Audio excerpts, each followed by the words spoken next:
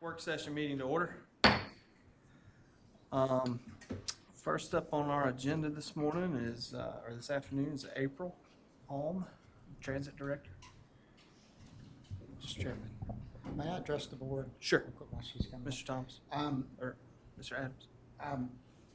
So everybody, of course, had a chance to see the agenda today, and a couple of things to note for the board. What I'm attempting to do today is I've asked several department heads and elected officials to come before the board because they're going to be presenting information that you're going to be requested to decide on either in December and/or January, maybe February.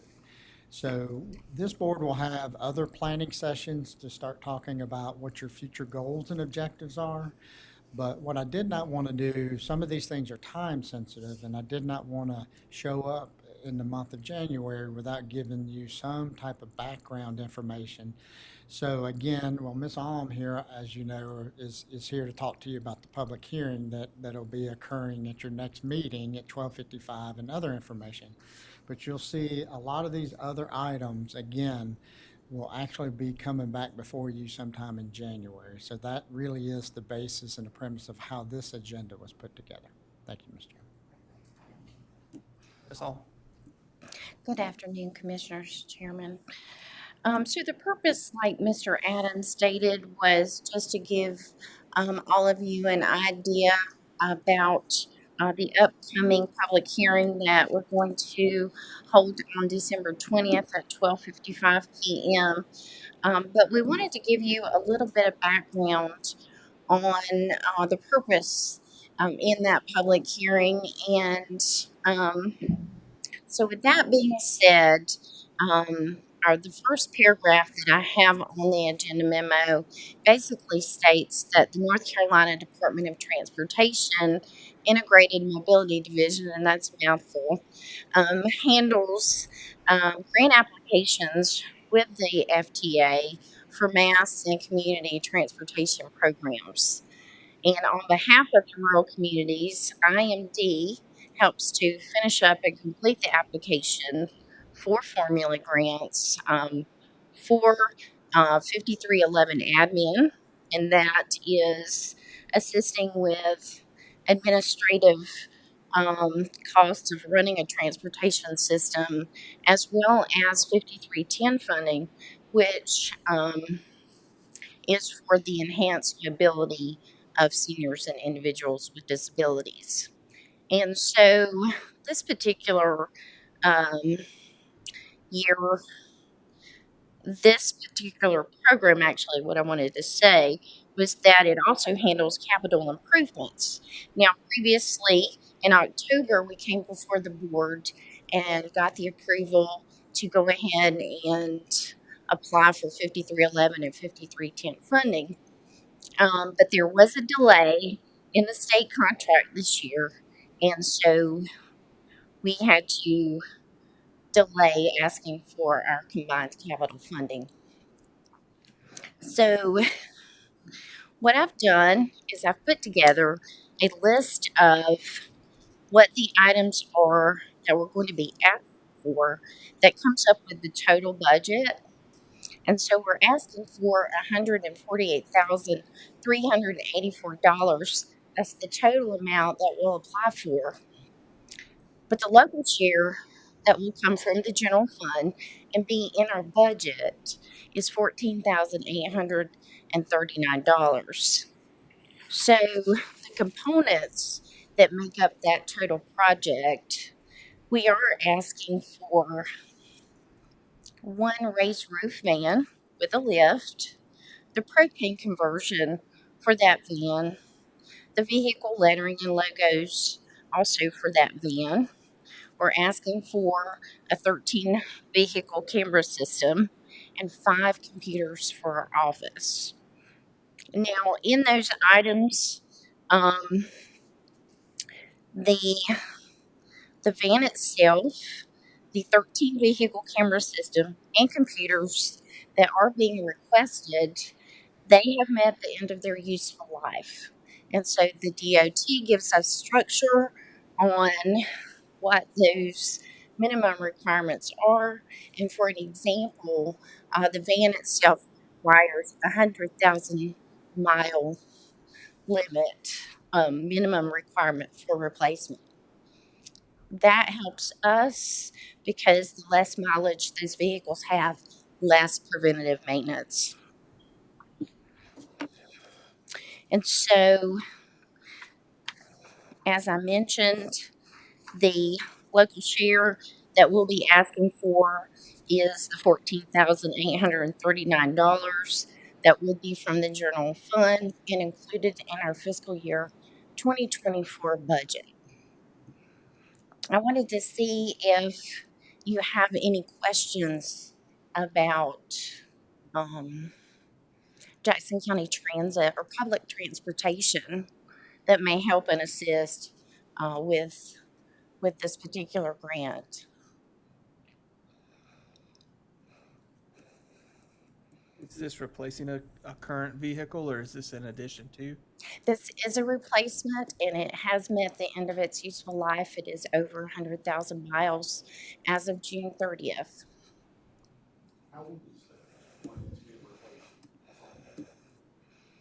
I want to say, I actually have that with me, I think.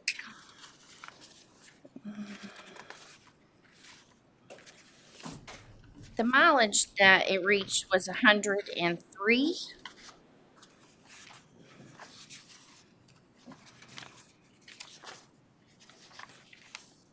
I'm sorry, I don't have that with me. I want,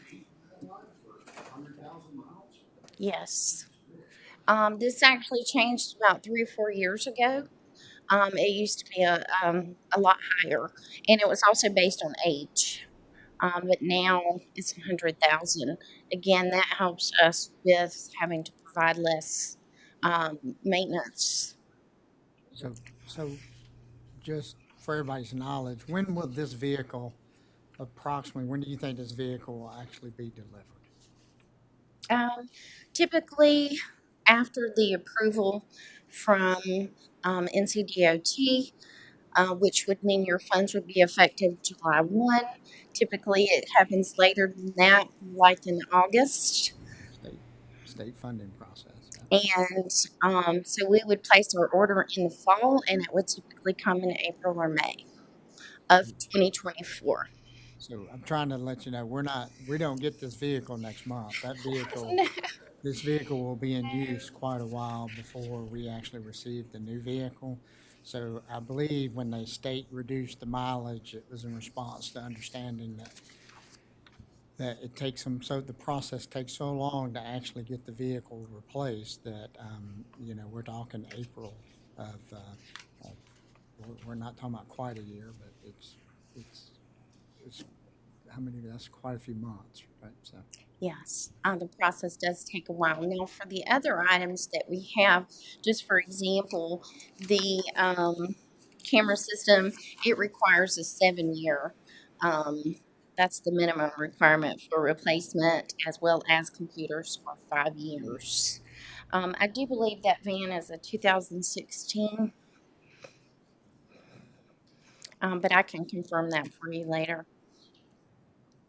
Mr. Chairman, if it's ever an expansion van, then the state does have some specific requirements that you have to prove the need for an expansion van, which is based upon, number of miles ran, number of trips, and so forth. And so, I guess my point is that transit goes through quite an extensive process if they to prove that they need expansion vans before she even steps foot in here.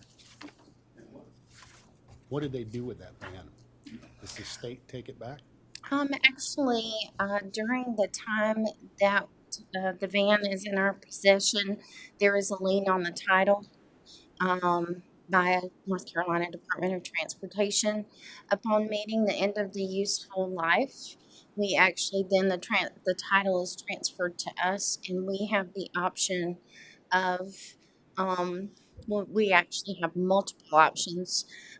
Typically, we do the surplus sale um, as a fair process for getting rid of that particular vehicle. And then, of course, we get those funds back from the sale. See, But there are other options. You do have the ability to transfer to nonprofits or also to other departments, as long as it's not used in revenue service right. after it meets the end of its useful life. Baptist Church sure could use it. Man, More questions from the board? Do you need a vote of approval on this, or it'll be in the 20th? So items, yes, sir, there's, the public hearing is scheduled for 12:55. Just a reminder to the board, it's starting 5 minutes before the 1 p.m. And then with consensus of the board, this item would be placed on that agenda that starts at 1 p.m. For this to be voted upon. Yes, sir. And any item today, how generally the work session works is looks for consensus from the board. For example, there may be, the sheriff's thing item here. Staff would look for consensus of the board to place on the upcoming agenda item for you to vote on. Is there consensus from the board to place this item up for vote? Yes.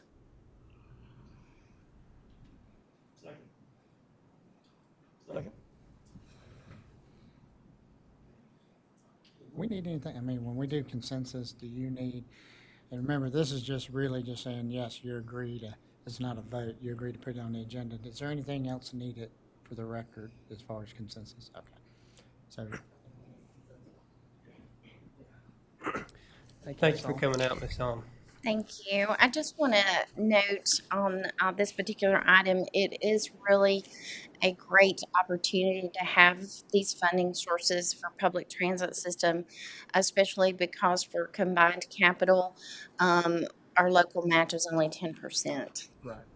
And it's such a great deal. So thank you. Small calls for a big Yes. improvement.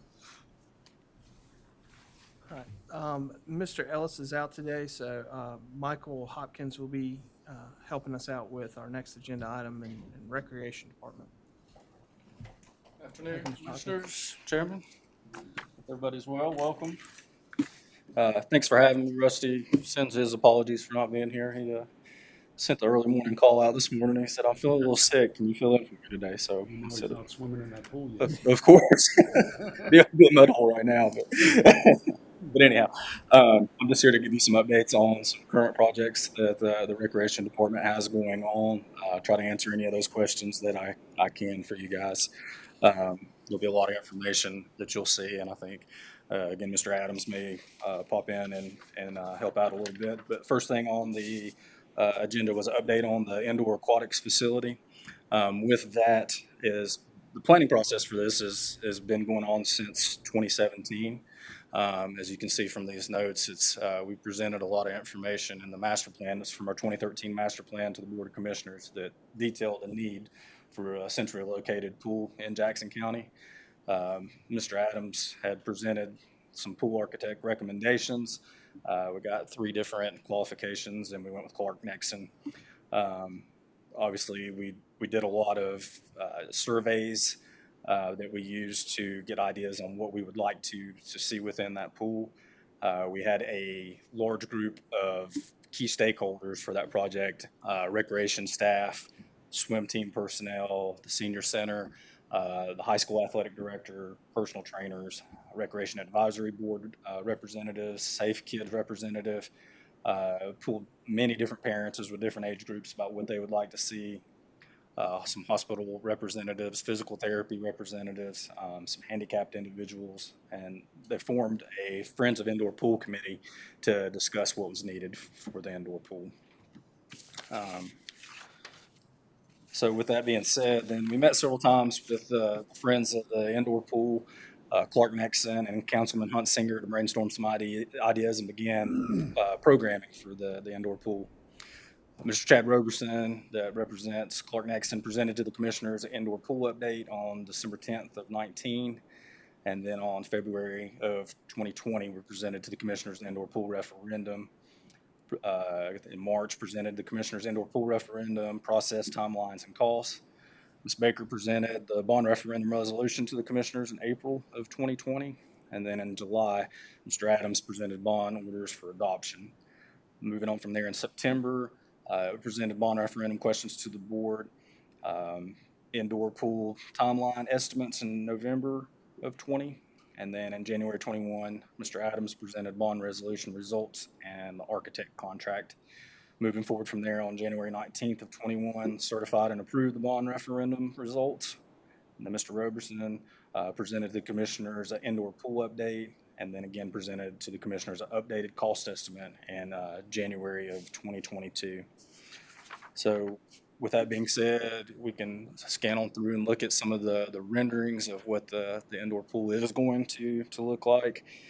You can see currently what we've done already as the front parking lot, or the existing parking lot on the front side of the building, is no longer in use.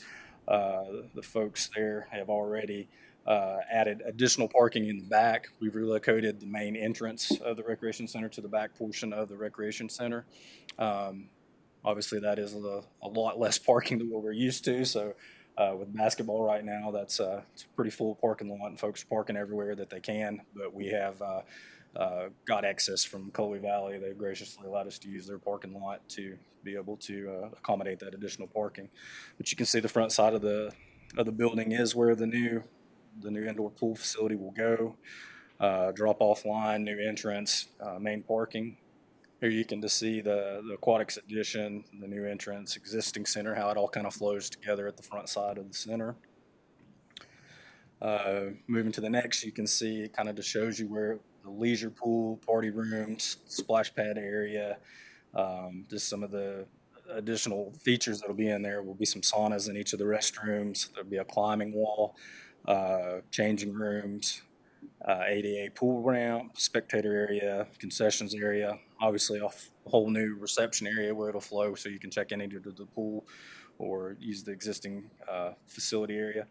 And then a neat little feature that was added onto the front is we'll have a little covered area where, you know, the kids can hang out, wait for pickup, and at least it's a nice, safe, dry place for the kids to be just during that time frame.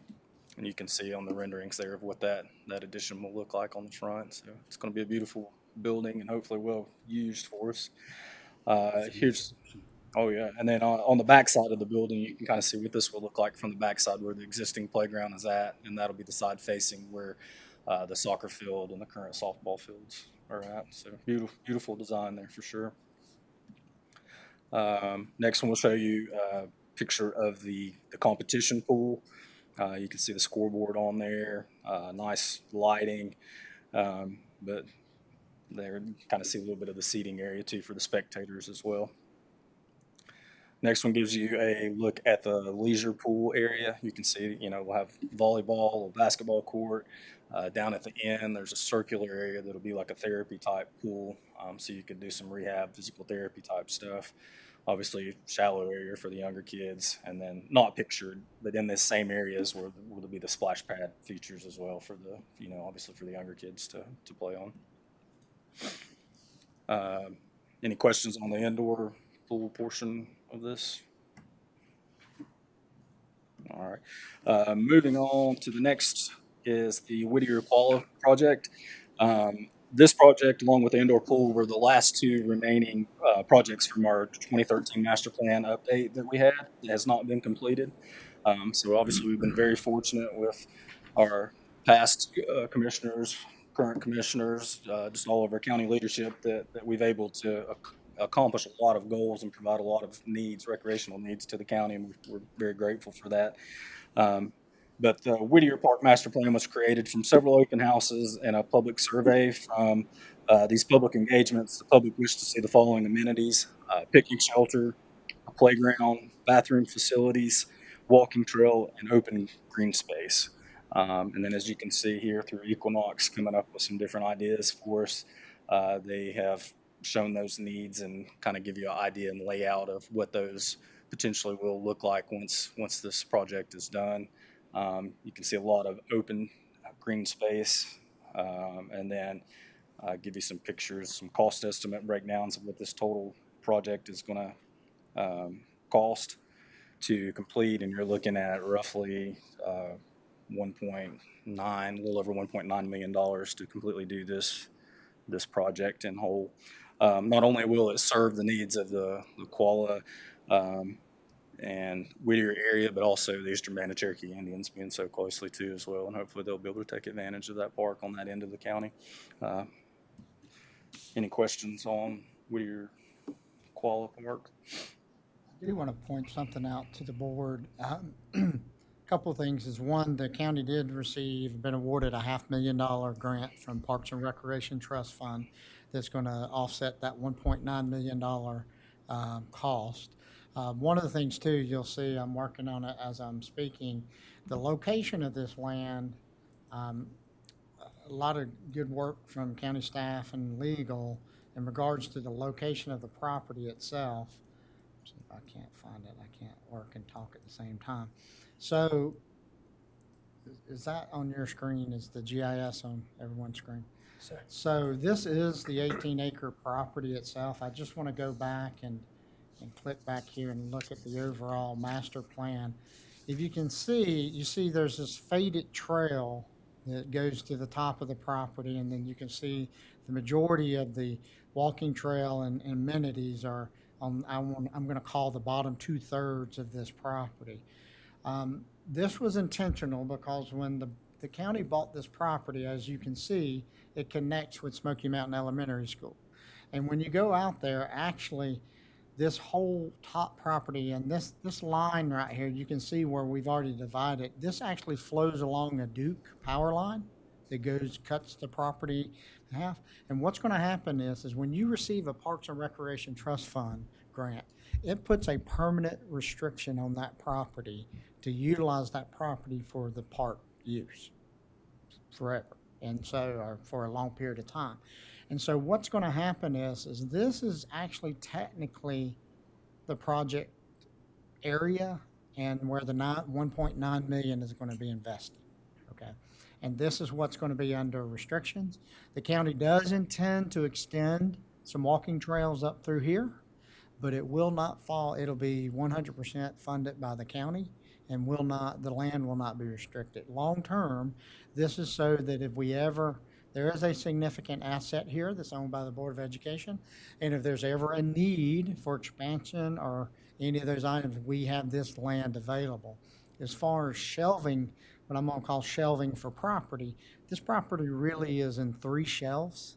What I mean, this is down by the road. It's the lowest, what I'd call shelf. And then there's about a center shelf here, and then there's an upper shelf. When you stand at this fence line with the school property, you're literally looking at practically level for mountain, but really level for anywhere, level property that extends out. So long term, there's going to be potential good value there if there's ever a need for the school system to just look at use.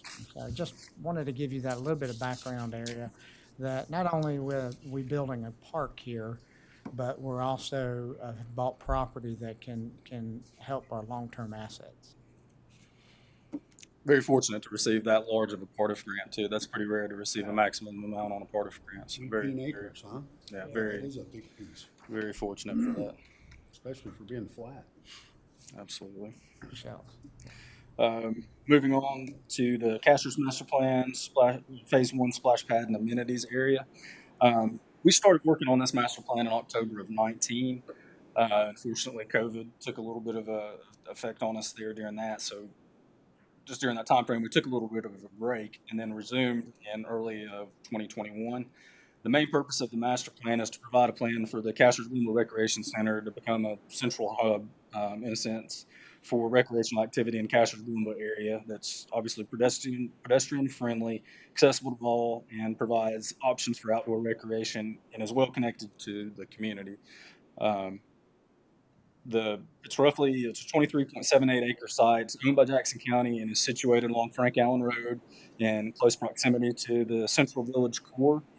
Part of the property is operated by the Casters Community Council. Boys and Girls Club still uses that, but Boys and Girls Club also purchased a piece of property that is right next door too as well. They built a nice new facility, good working partnership with them. The food pantry and the thrift store are also located within that acreage.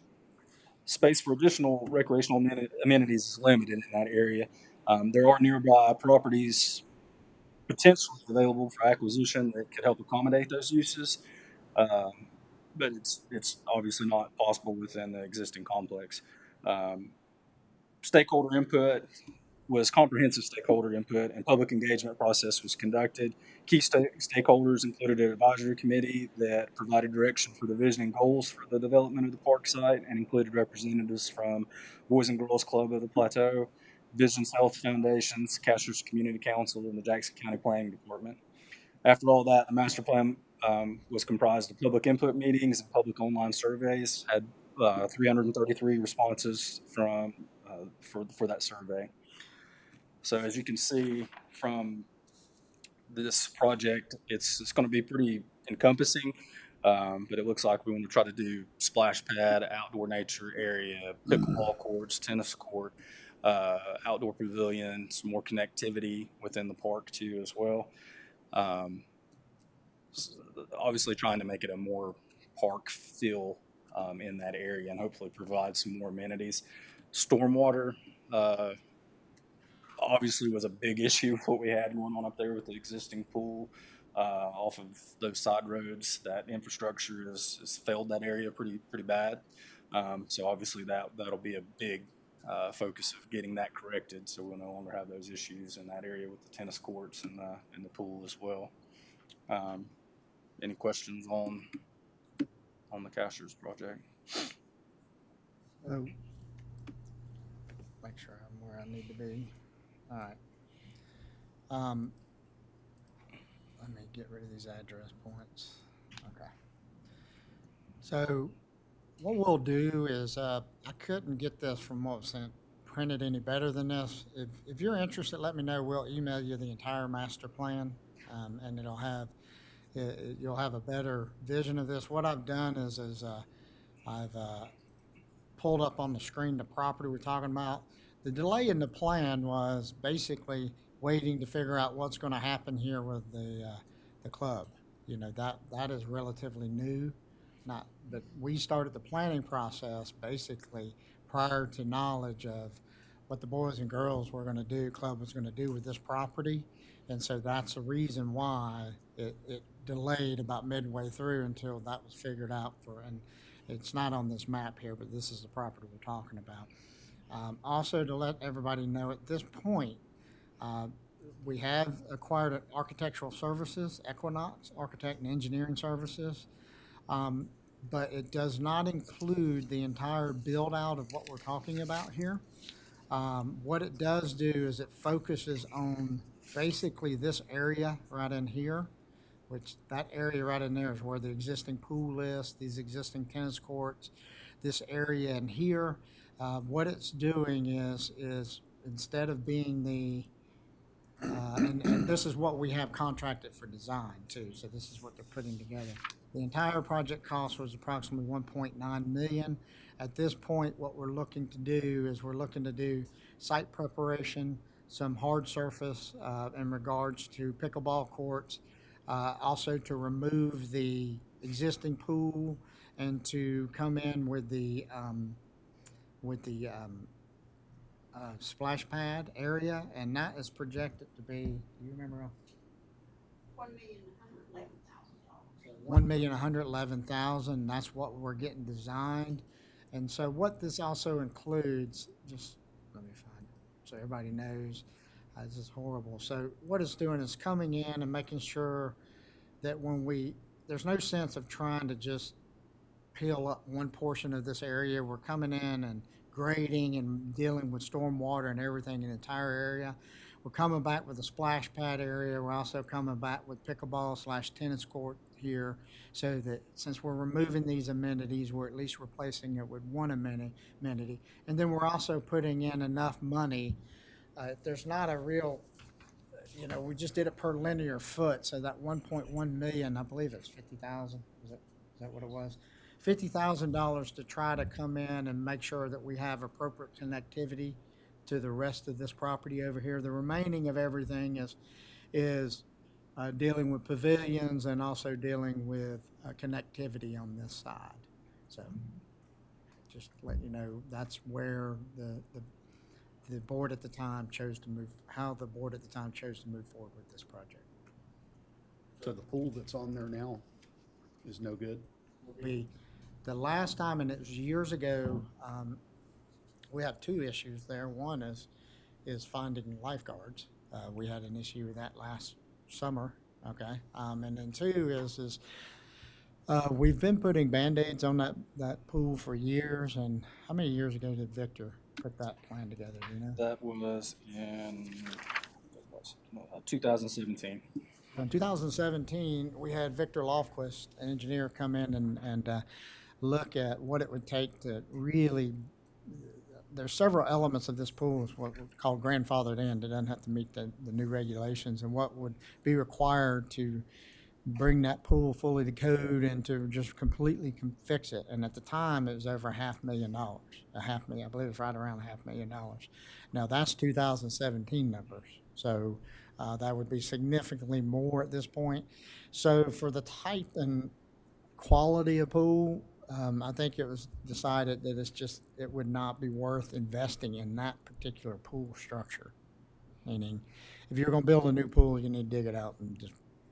So they're just gonna leave that one there? and No, fill it's it going to with be dirt? dug out and filled in.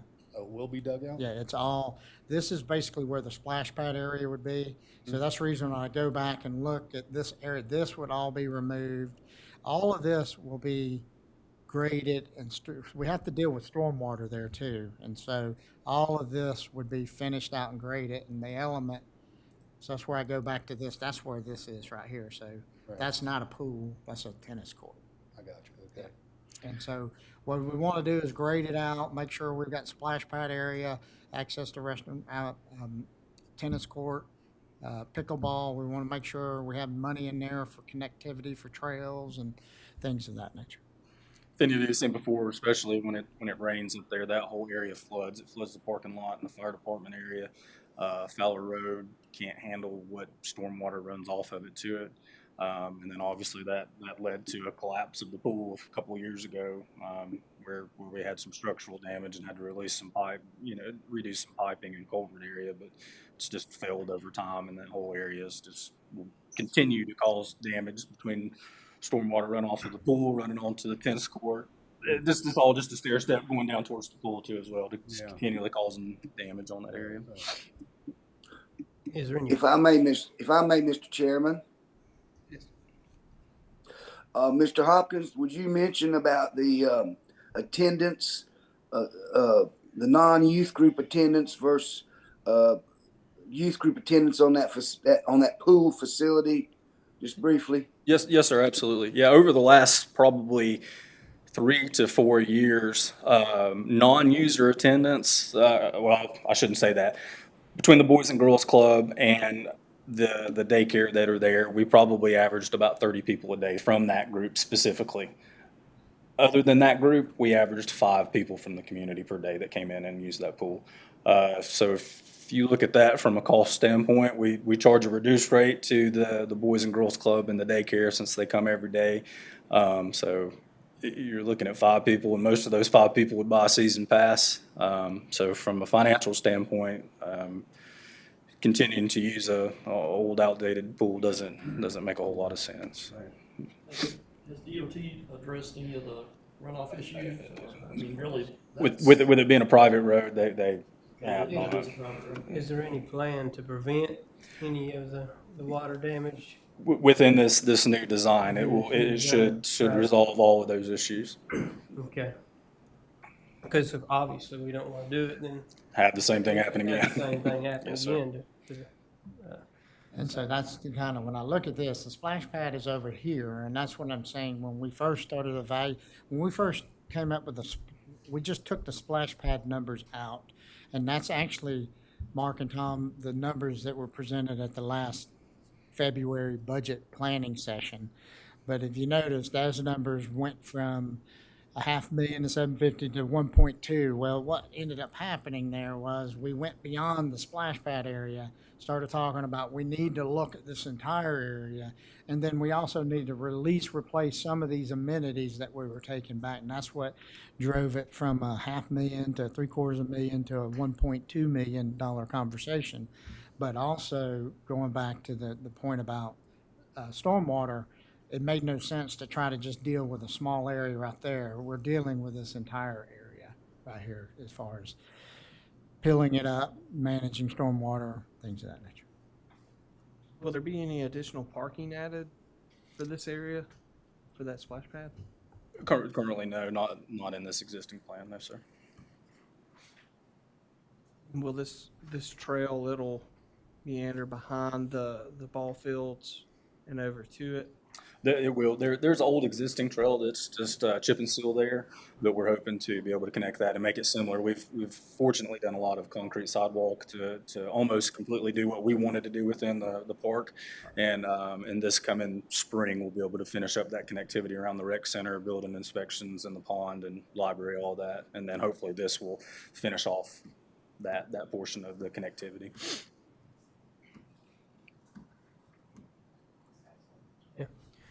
All right. Any additional questions? All right, and then the last thing that we've got on there, and it's a fairly new one, is the Webster Community Park. Currently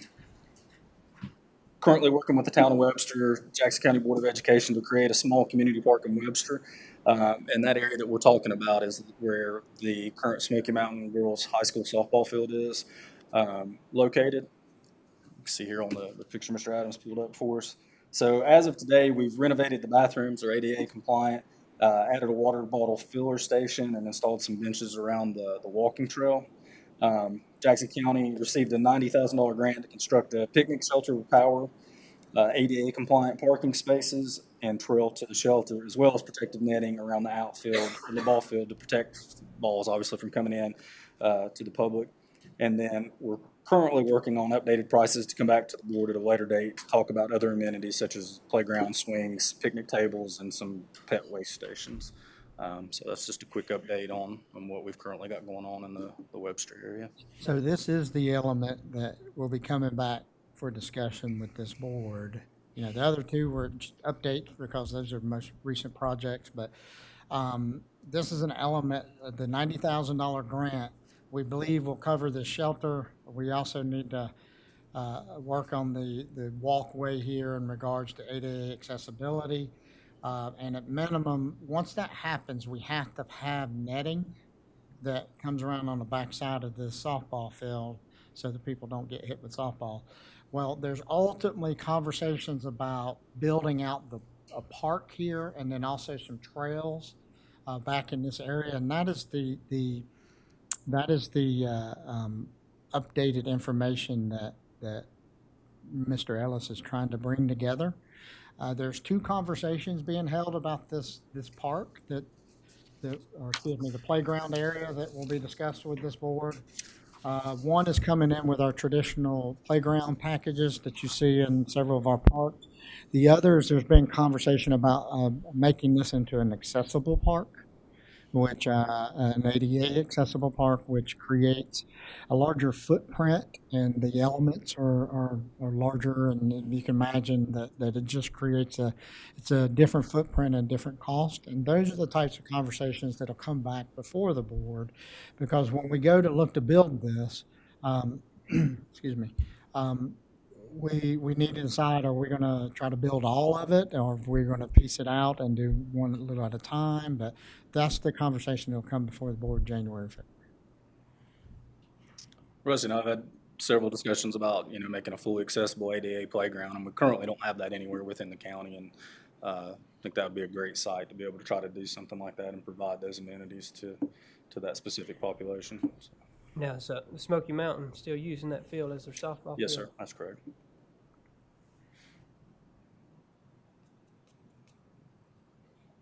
before we move on, Mr. Adams, I do have one question back up at the Colorway plant. I'm sorry. But, I mean, you don't have to scroll all the way back up there. You may be able to answer it. You said netting around the Webster field, right? You could- Correct. This plan would put netting around the softball field. In Colorway, with the new facility going in, will the softball fields up there have netting around those so the balls won't hit the That is something we have discussed, because it is going to come to the edge of that upper softball field. Right. That Yeah, I new mean- facility would be close to that. Yeah, for a long time, those fields have not been in use because of the parking lots, and now it's going to be the building. And those are nice fields up there, so I think that may be something that we need to add in that way that they can have tournaments up there and things like that again. Absolutely. You're absolutely right. I pulled the aerial over, and you can see, especially in this, I'm a lefty, so that would be an area that get pulled right in here. Right. I mean, and it's been a problem too with the walkway around behind the fields for years. So I think, yeah. Thank you. Thank you. We for will look that. into that, yes, sir. Thank you. Any additional questions on anything? Thank you guys for having me. Appreciate it. Thanks for bringing it up. Thank you. So just going back to the board, it's, again, the consensus, or there's not coming up the next agenda, but is everybody comfortable with the Webster Park conversation coming back in the January, February? Yes. Okay. Yeah. Yes.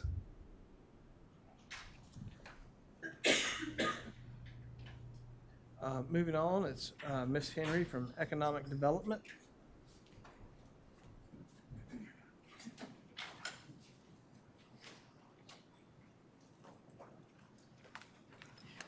Good evening. Good afternoon. Hope everybody's doing good. So I just want to kind of give you guys an update on some things that are going on, I'll say in my department, which is me. So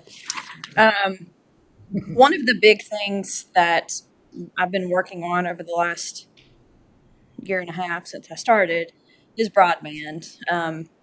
And I thought it would be a really good idea to kind of take a minute to sort of recap what we've got in place and some things that are coming around the corner. So one thing is the broadband funding as it relates to RDOF. We call it RDOF. I put the acronym here because that's what you often hear it referred to as, and that's the Rural Digital Opportunity Fund. And this is a federal FCC reverse auction broadband initiative. And Jackson County was the largest award number of locations in the state with over 11,000 locations. And it was right at $17 million grant that was awarded to Charter Spectrum Communications. And that was really made official the early part of 2022. And so that's a 7-year timeline. And this had nothing to do with local government per se. This is something that the FCC reverse auctioned census blocks based on locations that were shown to be unserved or underserved. And so this was done, like I said, back kind of actually started in 2020 when they actually opened this reverse auction up. And at the bottom of this page, I put a link so you can kind of click on that, and it tells you a little bit more about the RDOF program and kind of follow along with that. As you have probably seen throughout the community, the orange conduit pipes that come out of the ground, that is Charter Spectrum fiber in the ground. There will be areas where it will be aerial fiber. It'll be attached to the Duke power poles. This is all fiber to the home projects. So just that's a little, I can answer any questions. This is also a 7-year timeline, so it will take a little bit longer. But as you can see on the next page, if you'll just go ahead and look at this map, the green map here, this is the RDOF award. And so you can see there's a lot of green. This is good, but this is also a challenge because Charter, Spectrum, they have all of these address points, locations secured. What that means is no funding can be sort of double dipped in those same locations. So if they got it with RDOF, they can't get any other funding from any other source. And so all of this green now becomes ineligible for any other type of funding. And they means other, not just Charter, Spectrum, other providers. So the Any federal provider. dollars, so no provider can get access to these dollars for this green area. Yes. And then the next program, and this started, this was really the 2022 Great Grant. And so this is a program that the North Carolina Department of Information Technology, North Carolina Broadband Information Office, they've had a Great Grant program for about 5 years. And last year in legislation, they put a significant amount of money in that pot. And so what that did is it allowed them to serve more applications. And in our case, I guess it was probably in August. No, it was like October when they announced Great Grant for us, wasn't it? I think it was around October. They kept rolling out different awards as they kept getting closer. But Jackson County, we were awarded a Great Grant for this $4.4 million, and that will reach approximately 1,156 locations. This is a 2-year timeline. We also, as part of a lot of the research that we were doing, the North Carolina Department of Transportation, or Department of Information Technology office made it very clear that if counties wanted to participate, then that reduced the overall match that the provider had to provide.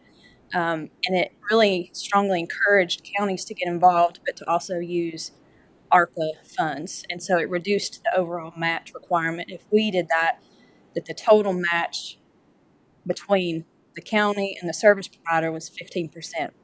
If we didn't provide any match, that went up to 25, 30%. So it definitely changed sort of the scoring ratio. And Tiffany, tell them how many applications because of this. How many applications? yeah, and so I think maybe I didn't put it in there. I thought I did. 7 or 8. Oh, okay.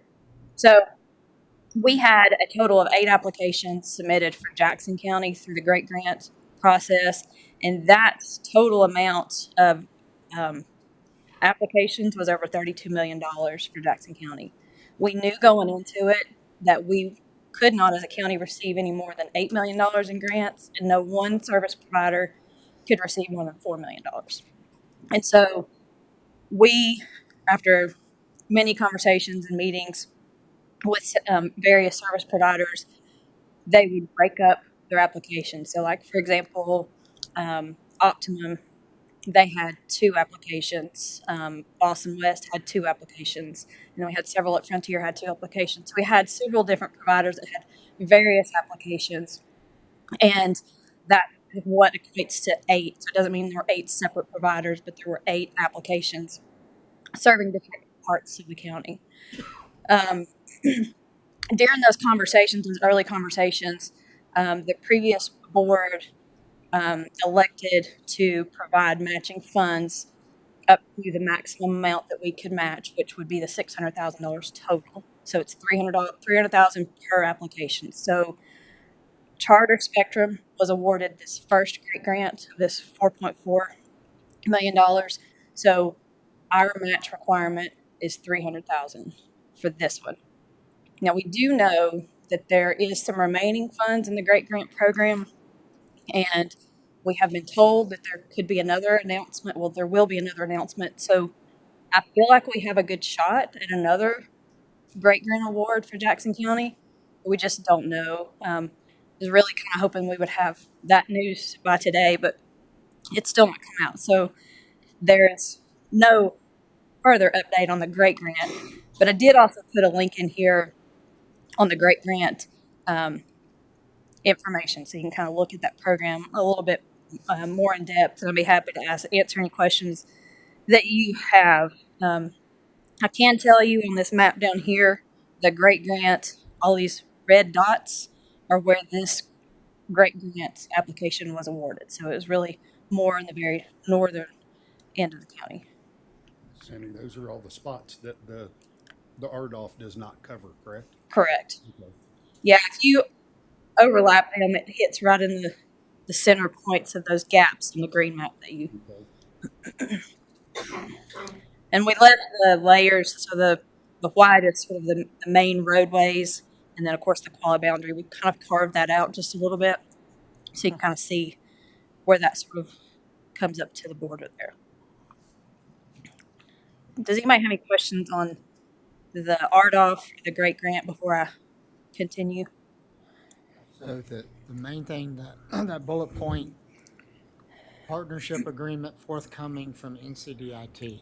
So the award has been made of the $4.4 million. The county has committed $300,000 via a letter written to the great grant provider. So we're still waiting for that official partnership agreement that comes from NCDIT. So as soon as that happens, we will put that on the agenda and it'll be brought back for discussion and for final approval. And then we're hoping, honestly, that because we previously had committed this up to $600,000, and this is of ARPA funding, the American Recovery monies.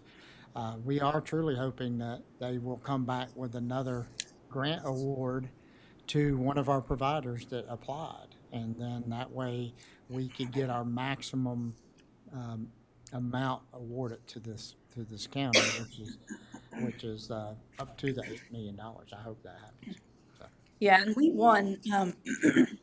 Excuse me. We had 8 applications, and that's the most that any other county in the entire Southwestern Commission. So Haywood County West. There was a couple that had 4, but we by far, had a lot more applications, which you can read that different ways. One being that we were putting some match funding on the table that encouraged providers to participate and put applications in Jackson County.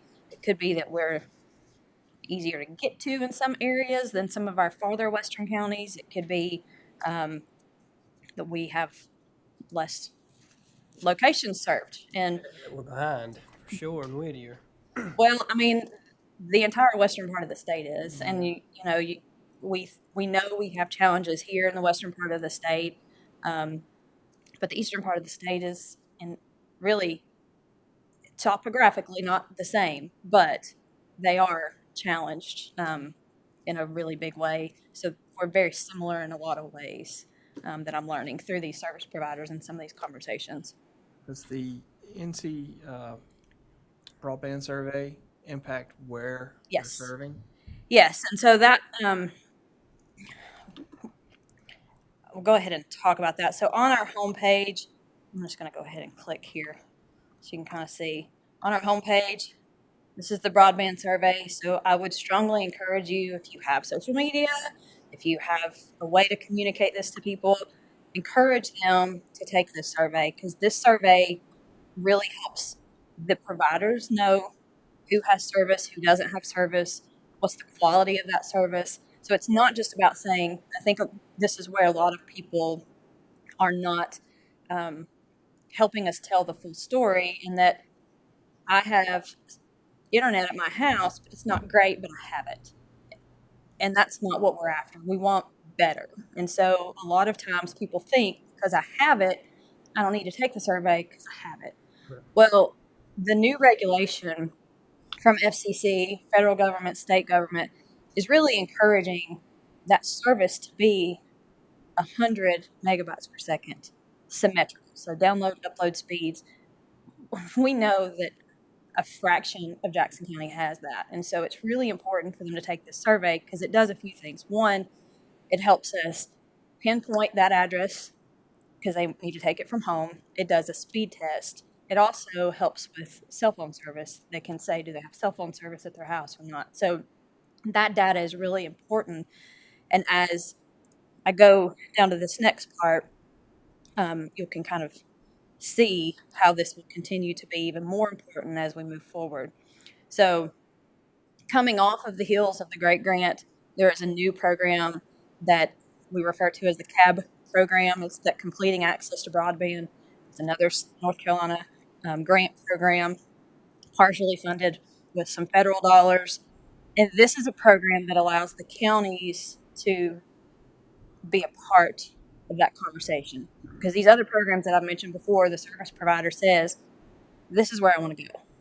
Whether it's because they already have fiber on this road and they want to branch off of that road, whatever the circumstance is. Maybe that's the most locations on that road, so they want to make sure they hit. So it's what we call cherry picking. So those providers have the ability to go after those based on the service that they currently have, what is reported in the FCC data from these broadband service. But the other part of it with this CAB program is that it lets us say, we want to go here. So we, in partnership with the North Carolina broadband office, will say, here's an area that we want to hit. So then we can put out an RFP for that area and see what that looks like. We are required, put the matching requirements down here. So there is matching requirements. It's almost a third, but not quite. But the other thing that again, they're waiting until they get all of the great grants allocated and awarded, partnership agreements signed, because they can't go after any eligible locations until all the great grants have been established, because you can't double dip. So they're waiting until all of that's settled before they go into this CAB program and let counties kind of say, okay, this great grant application hit this neighborhood and it wasn't awarded, but maybe we think that it should be. And so that's conversations that we'll continue to have as we get a little bit more in the weeds on this CAB program and get some more direction from the state office. So going back to the previous, this next program gives an opportunity, again, what Tiffany had said, for the county to prioritize where we would like to see high-speed internet, but obviously you can see at a cost of 35% of the project. And so going back to the previous Great Grant program, that's why the 300,000 is already for an awarded 4.4 million, really hoping that we get a second award where we're able to match at that 7.5% rate, because we're not going to get installation of high-speed internet any cheaper if we wanted to participate financially. So hopefully we'll hear back about the second round. Mm-hmm. And then obviously when we talk later, I'm going to update the board about ARPA funds. And when you decide to prioritize, or when you begin prioritizing the remaining funds that are available, this would be one of the things we would want you to take in consideration, is this program, which would require up to a 35% match. So that's a whole lot of broadband information. And there's a lot more. But for today, we're going to kind of leave it at that. But I want to know if you guys have any questions for me on these particular programs. No, it's great that we have them and are utilizing them. Hope we continue to get more. Yeah. And we're currently working on another project with FCC. You may see some of that communication where it's challenging address points in the county. So I'm working with Allie, our GIS analyst, and several other folks to really try and map the address points that we have and FCC has and overlay those to see where it's accurate and where it's inaccurate, so we can let the FCC know. So they're giving us a little bit more, I'll say, involvement in that process. So we do know there's substantial federal money that is coming down the pipes specific to broadband, but this data has to be provided before we can keep going down that road. So we're chipping away at that piece of it. I'm going to restate this because it's really important. That survey that we were talking about, if you know someone has not taken that survey, please fill out that survey. At the end of the day, if these federal and state funding programs deem an area as already served, those areas will not be eligible. And so we already know at the beginning, this is not a new conversation, that the counties have been having conversations with the Great Grant Program for years, and we all know that it's been overestimated of the amount of service, not just in Jackson County, but everywhere. And I'm not going to talk about which vendors and so forth, but there have been data and information provided to these agencies that just was not accurate. And they were basing area served based upon maybe one location, In an entire census block. and then they would, because of one location, they would deem an entire census block ineligible. And so just highly encouraging people to fill out those surveys. So the next program that I wanted to kind of mention, this is as it pertains to the outdoor economy. The end, I feel like we're already in January, but several months back, we applied for a Creating Outdoor Recreation Economies grant. We call it CORE. So we love our acronyms, but essentially this is through the North Carolina Department of Commerce, their Rural Planning Center, their Main Street programs. And this really just allows us to kind of look at sort of our outdoor economy and what we can do to support that, and some asset mappings, just kind of figure out where the gaps may exist and what we can do to support that and encourage entrepreneurship as it pertains to the outdoor economy. We know we have some really amazing natural assets here, but how are we taking advantage of that? What is in place? Can we do it better? And so that's kind of part of this process that we will be going through. The other part of this, because it is through Department of Commerce, they do require an MOU with the board. So that is something that will be forthcoming. We did receive notification that we were awarded that grant, so there will be an MOU coming likely in January for that particular program. Does anybody have any questions about that?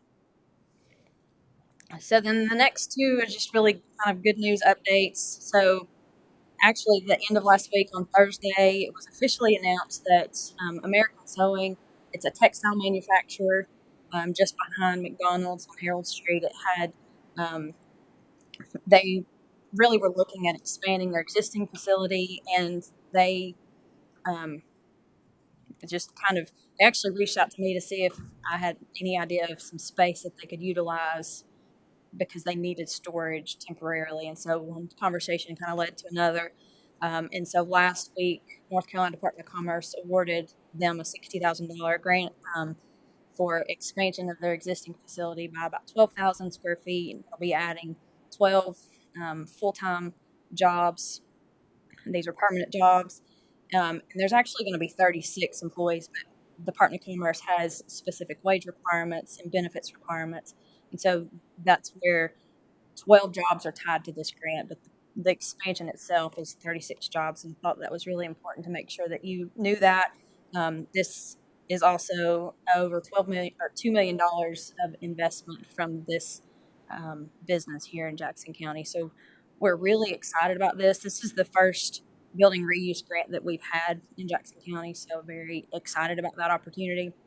Worked very closely with the Economic Development Partnership of North Carolina, who kind of administers these grants to some degree. So we've been working on all of that, and that was announced last week. So timing worked out perfect. I literally was waiting on this before I sent the information to Angie. I was like, it's in there. We're good. Also, the Tuckasegee Mills building, I'm not sure if you're familiar with that, but it's a over 100,000 square foot manufacturing building that is on the Scotts Creek road that is just past the health department, kind of dead ends to that building. And we had one tenant that was using a portion of that space. ConMet had used it in years past for sort of just storage, and they moved out shortly after I started. And this actually sold the end of November. And so it sold to Innovation Brewing. They will be moving their production into that space in the next, not sure exactly, timing is a little off because it took us a little bit longer to close on that, but they will be adding, with this expansion of their business, 22 jobs, and it's over $3 million of investment into Jackson County.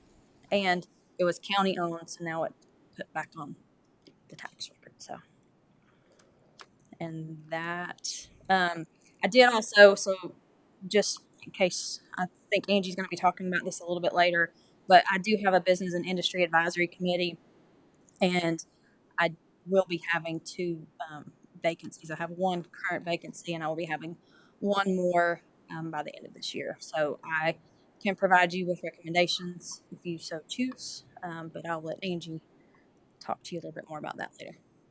So, does anybody have any other questions for me? Are the board appointments, are they through regulated districts? So Mr. Jones would be picking someone from the Cassius Glenville area, or? Not necessarily, but I think it would be helpful if it were. Like Mr. Jones, I would like to get somebody in Cassius represented on that.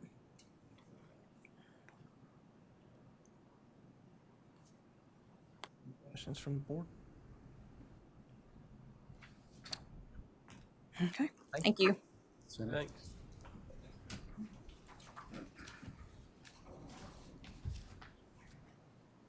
Next up is Mr. Poston from Planning.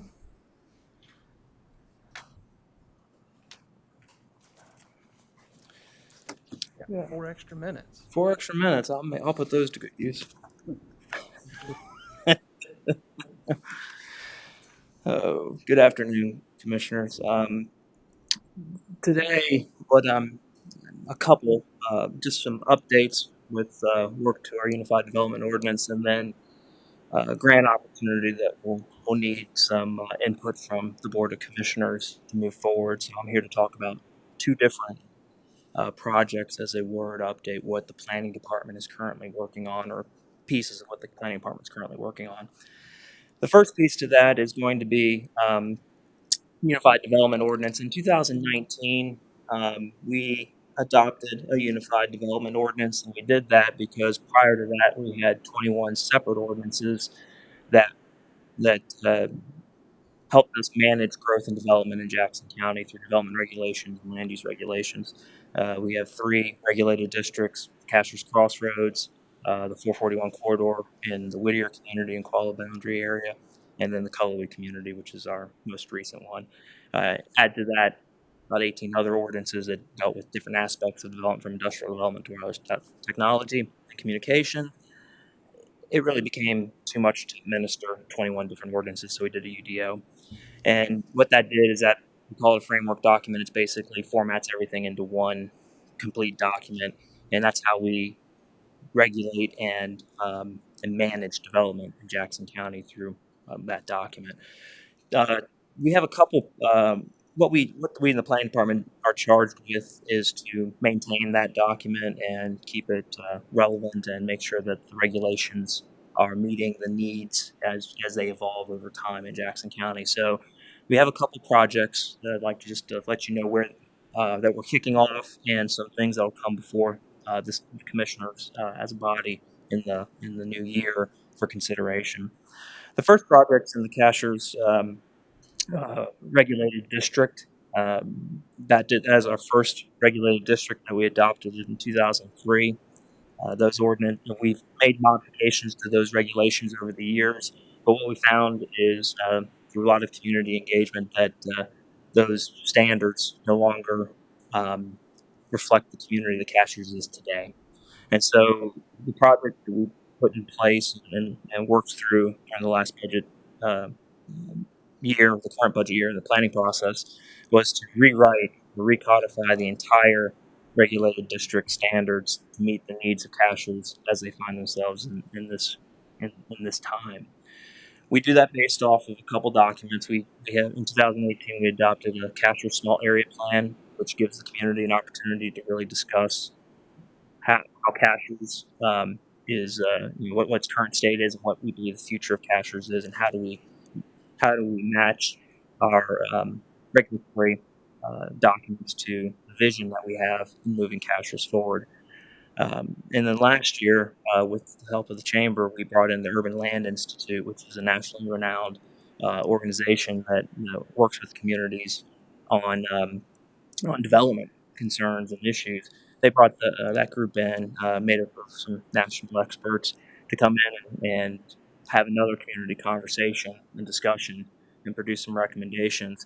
A lot of those recommendations coincided with the recommendations we had in the small area plan. So we felt really good about moving forward and working to start off a project to rewrite the entire ordinance structure to meet the needs.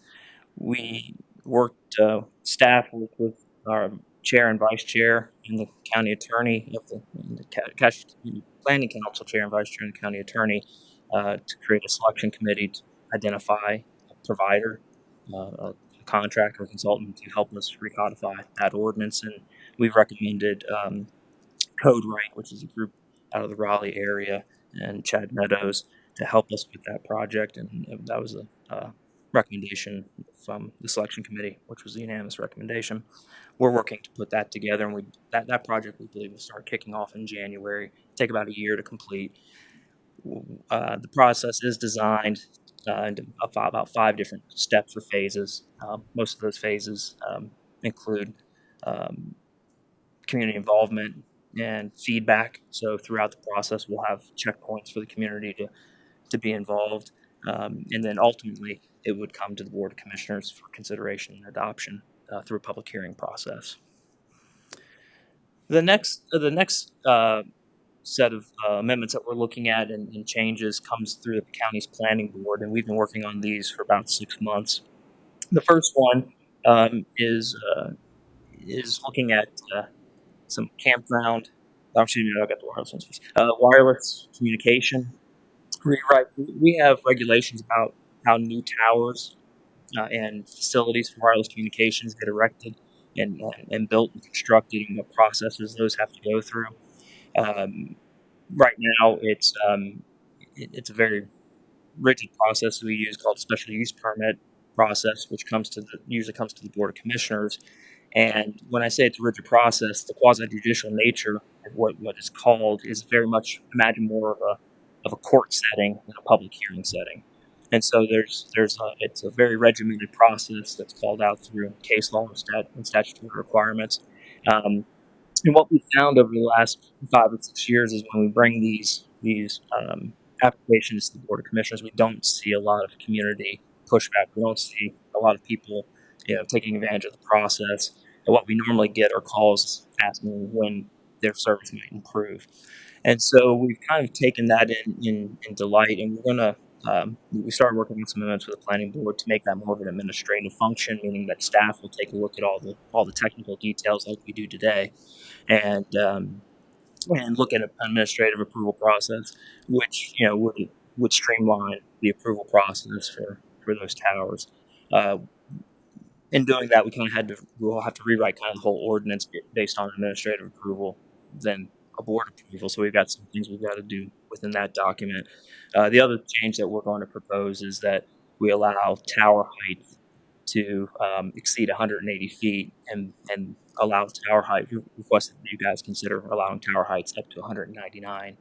Why do we use 199? Because anything over 200, the FCC will tell you it has to be a lit tower. So we'll do approvals, but we'll do it underneath. Lighting a tower just brings a lot more concerns to the community at large, especially in the evening hours. So that's something that that process will require us to hold a public hearing, which I think has been scheduled by the planning board at their meeting last week for January. Allows the public a chance to comment.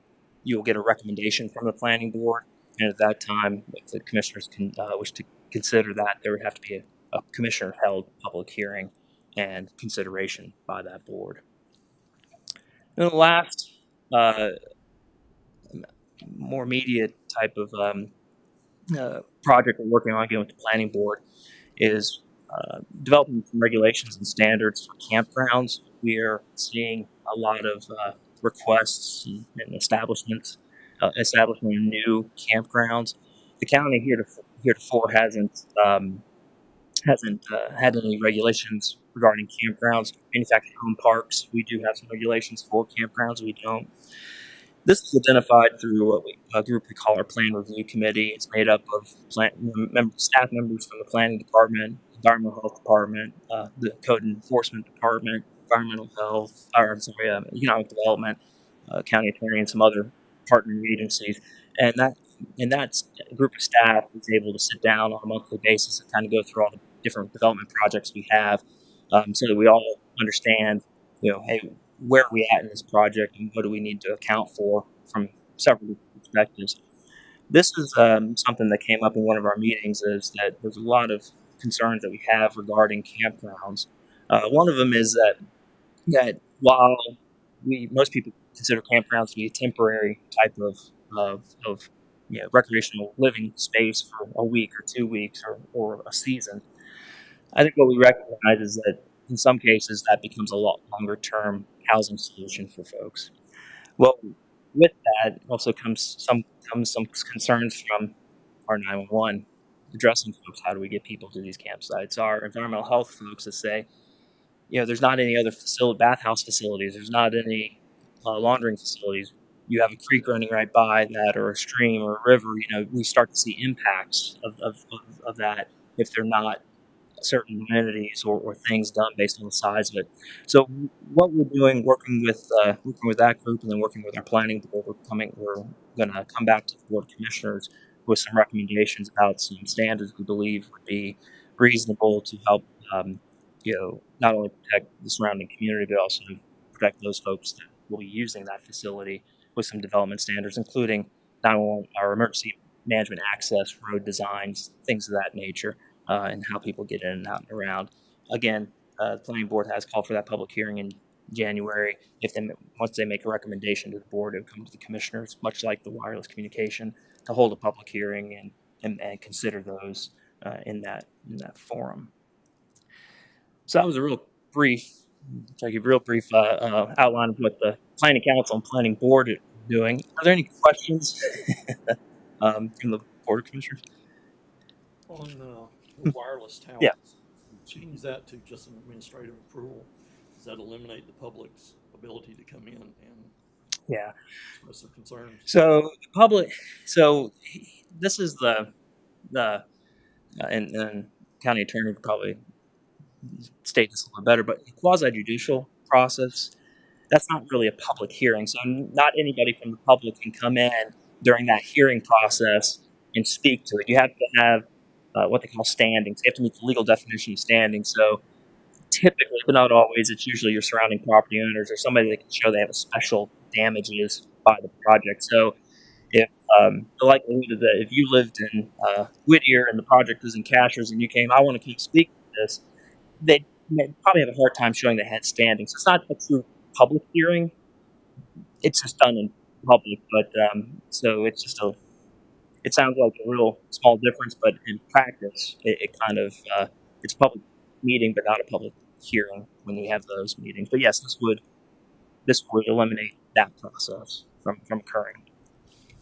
But I know that Commissioner Jones and Commissioner Letson have both been a part of quasi-judicial hearings in the past, and they are quite involved. And there's some certain limitations to those types of hearings, and of course, there's some certain with the changing of some laws at the state level of how counties or jurisdictions are responsible for those processes.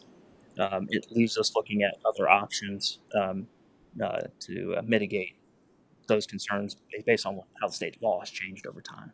So that's what we're working through. Any other questions on the UDO? All right. Well, I'll then jump into an opportunity that we have. North Carolina Department of Transportation has, several programs and grants they administer each year.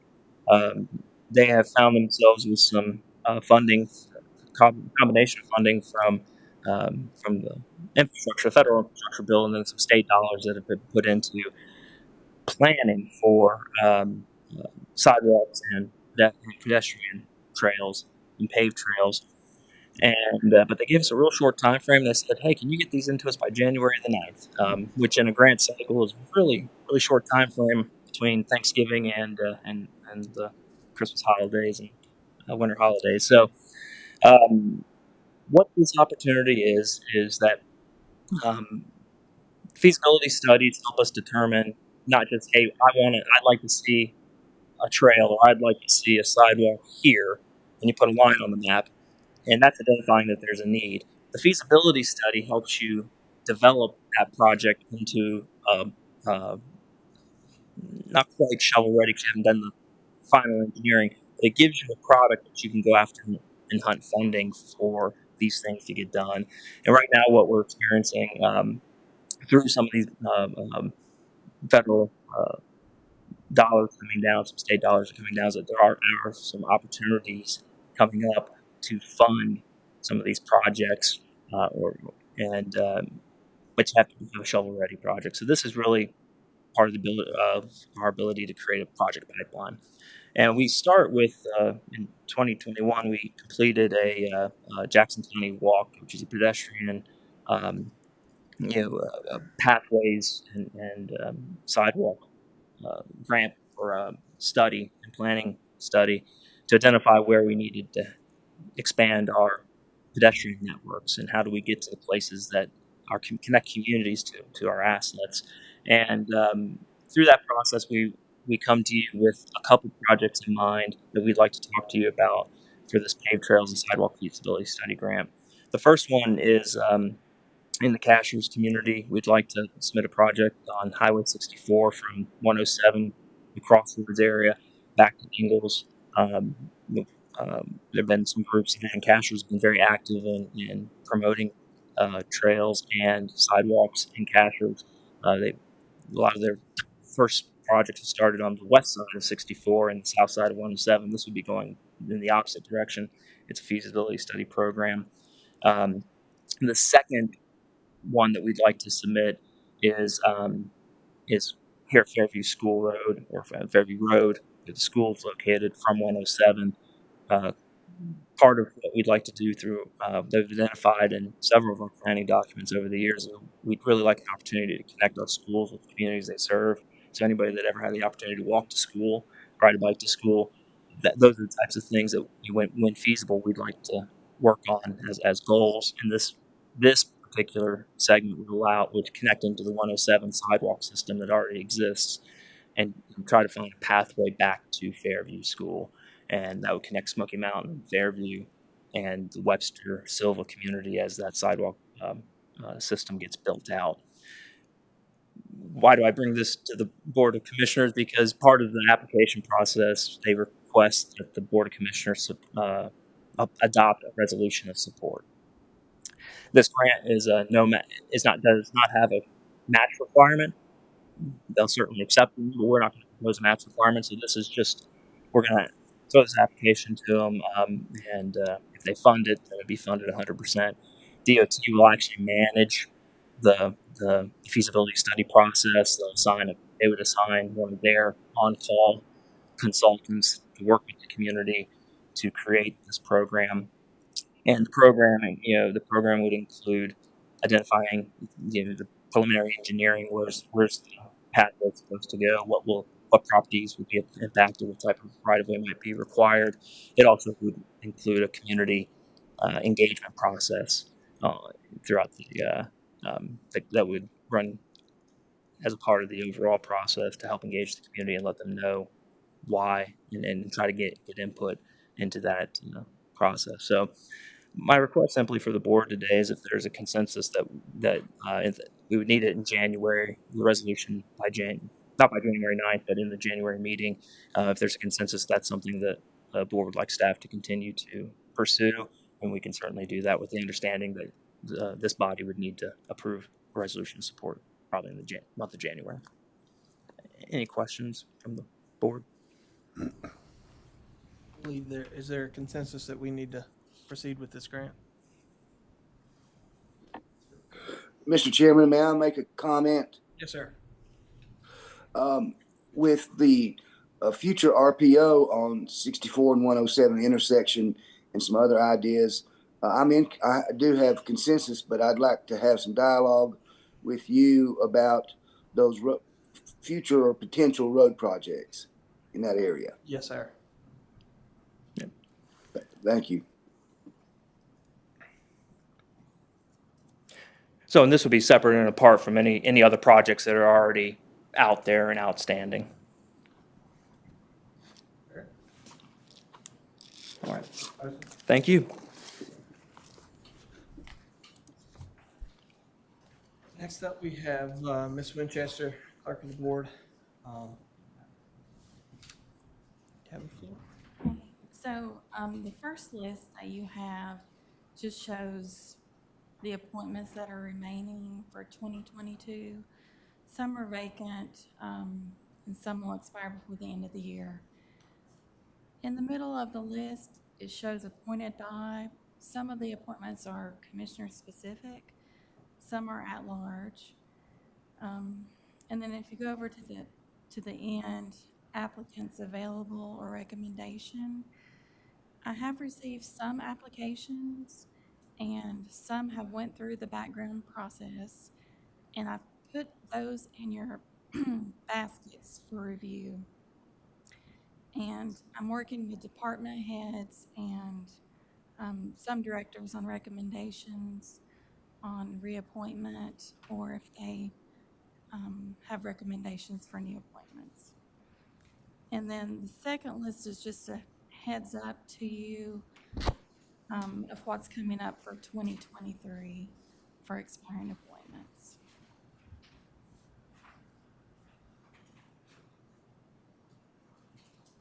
With our lists that you've provided, do we need to do anything with those in this meeting, or just a No, request to have them on the agenda for the 20th? right. I do have some that I can put on the 20th because I do have some recommendations if you want me to go ahead and move forward with those. I don't see why not. Let's go ahead and move forward. And just while the board's talking about this, it's not common, but it's not a problem if something is put on the agenda. And let's just say it was a particular commissioner's appointment or a board appointment.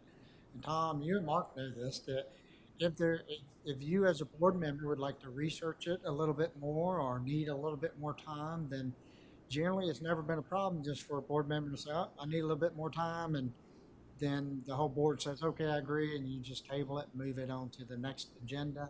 And I just mentioned that to you because not necessarily tabling this for 5 meetings in a row. I just want everybody to know, to feel comfortable if you got a question or if you need more time. And Tom, you and Mark may weigh in on this, that it's not uncommon for you to say, oh, no, I'm still looking for somebody. Give me a couple more weeks. And it's really never been an issue for that to occur. And I just want to let you know that, because if something pops on the agenda and your name's there and you don't have it ready, then generally the board as a whole has given you as an individual commissioner time to go and find an appointee.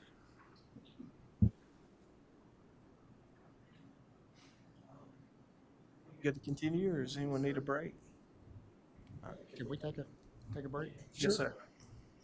Thank you. So We'll, how long, and then we can let Mark, you want to do 10 minutes? Or? let's do 10 minutes. So we'll adjourn for 10 minutes. Mr. Jones? Thank you. Thank you. So recess? Recess till 2:38.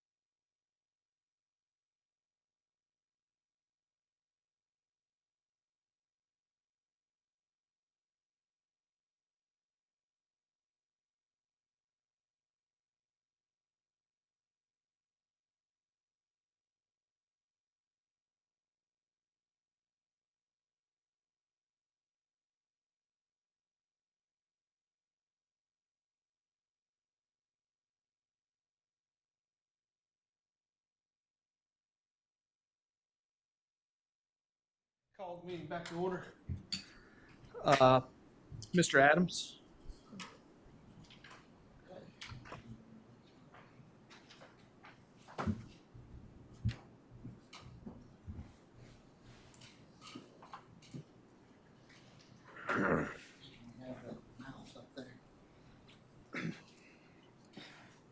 So, Mr. Chairman, Commissioners, a lot of the information that I'm about to go through either relates to some of the discussions that we've talked about previously, and or they're items that I'm just aware of that this board is going to wish to discuss in the near future. Before we jump to that, you do see that we do have Sheriff Farmer next. My conversation with the sheriff is that he was going to try to stop around 3. I thought it's really hard to predict the timing of these, how fast you go through or not. So he told me he was going to stop by about 3. So what I would present to the board is we just continue through these items, and then when the sheriff comes, then what we do is just pause what I'm discussing and then defer to the sheriff, and then we can come back to these items if that pleases the board. And so first item is what I was wanting to do is basically go over the American Rescue Plan funds. Just a reminder to the board, the amount of monies that we received, and also a reminder to the board of what commitments have been made and what funds are available. Because long term, these are funds along with other funds that when we get into the budgeting process, that you all as a board would come up with your priorities and where to expend these funds and how to expend these funds. Now, a couple items to note about these ARPA funds before we jump into the details is that, excuse me, as you can see right here, our total amount was $8,534,441. When these funds originally came out, they're federal dollars coming through the state that had specific areas in which you could expend the funds and how to spend the funds, and then there were federal regulations that were attached to those funds. And so there was actually quite a bit of time spent, not only by us, county government, but by the School of Government, the North Carolina Association of County Commissioners, all sorts of agencies trying to figure out how to appropriately expend these funds, not necessarily in exactly what to spend the funds on, even though we were limited, but we had to follow certain rules in order to expend these funds. Well, later on in the process, a rule came from the from the federal treasury that was passed that allowed counties, this is across the nation, to take up to $10 million of ARPA funds and use them as revenue replacement. Now, why that's key in these conversations, we didn't have to prove that we lost revenue during ARPA. We didn't have to go through any of that process. They automatically assumed that we needed up to $10 million in revenue replacement. Now, what that allowed Jackson County to do is, obviously you can see 8.5 million is less than $10 million. So what that allowed us to do is pretty much just offset some of our existing expenses versus going through the whole federal process of determining what we're going to expend these funds on, following through with the federal regulations. So, for example, if we were to bought land with this property, land with these funds under the ARPA rules, the federal rules, it would have put potentially permanent restrictions on that land. And that's just one of thousands of little caveats and rules that are associated with these funds. By doing this revenue replacement, what has happened is removed all federal regulations and guidelines, but we still have state and local regulations. So it's not as if though we don't have regulations and processes that we have to follow. What it did was just remove the federal regulations and guidelines. And what it does is it opens us up to expend these funds, the county to expend these funds for any legal public purpose as defined by North Carolina. So in essence, that's what it's done. Now, in order for us to do that, you see these expenditure line. You see public safety, health and wages, safety, sheriff, emergency management, 4.8 million, and health, 3.094 million. Well, that was a way that our finance officer had accounted for these funds. That's basically how we're saying that's a revenue replacement. We just utilized, we still had to send a report into the federal government on how we expended these funds. So in essence, the money we saved in revenue, how do we expend these funds? But these are not new expenditures. All this was doing was some planning for existing expenditures. And so what that's done, you can see, is freed up 7.9 million in these discussions that don't have federal regulations. Now, at this point, we've still left $600,000 under the broadband match. Let me tell you why we've done that. That 600,000 goes back to, as what Tiffany presented to you, Ms. Henry. As you know, we have $300,000 that was already required as a match to that $4.4 million grant as discussed. And we also hopefully have some other grants that's going to be awarded that would tie up that other $300,000.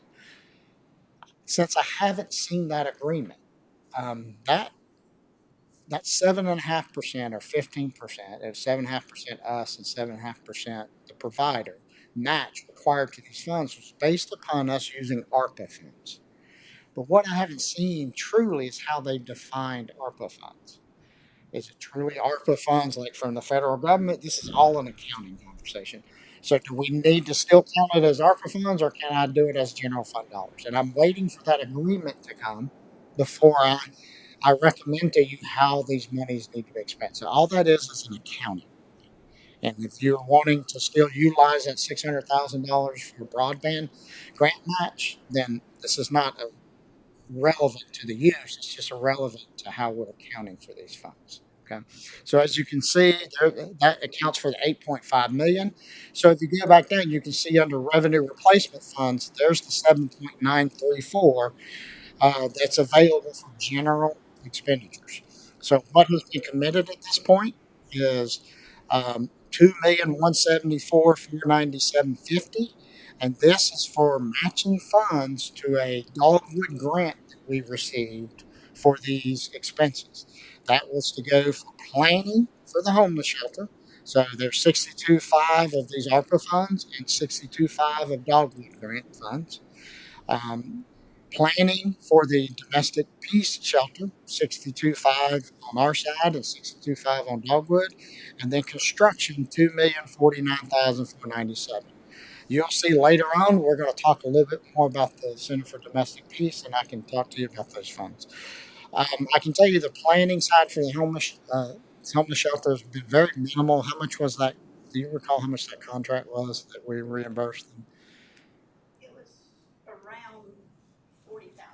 40,000. So we have not reached the nowhere near that as far as the planning. And there's a report that's been put together for future conversation. You can see 1.2 million, $1,210,450 for public safety equipment, Axon equipment. That is for the camera system that's on the deputies, on law enforcement or sheriff's office. And then you can see the $64,711 that was just recently awarded to Awake to help them finish out the renovation of their facility there. And you've probably seen all this in the newspapers or been paying attention in the past few meetings. So total commitments to date is $3.449 million. $3,449,659.97, and you have the remaining $4,484,781.03. And then going down, we had just received additional funds, and you can see a local assistance and tribal consistency fund. If you look at the last meeting, just the tribal consistency fund does not mean that we're sharing this with the nation, with Cherokee Tribe. They're getting their own funds. This is separate from what they're receiving. This is just a federal designation, basically saying it's giving counties and tribes assistance. And so you can see that's an additional $493,794.80. And so just going through all of these funds that we received, we've got a total of $4,978,575 available. So that's really just trying to give you a summary of where we're at. going back to the CAB program, of which Ms. Henry presented to you. So if you recall, we were talking about that would be about a 35% match potentially to some programming that can come up. As you can see, a lot of these grant applications, the previous ones were ranging from $3 to $4 million. That can kind of give you a range of let's just use $1 million to $1.5 million that we may be potential for discussion of these funds if you choose to move forward with the CAB program. Other than that, there when you're going through and looking at these funds, the only other commitment that's not on here that there were discussions in regards to is in regards to how much of these funds were going towards the park. The whole park and the cashier's bar was $1,868,454. So that leaves a balance of $3,110,000 in these funds that will be available. This is old data I gave you. So there has been, say that again, $1 million.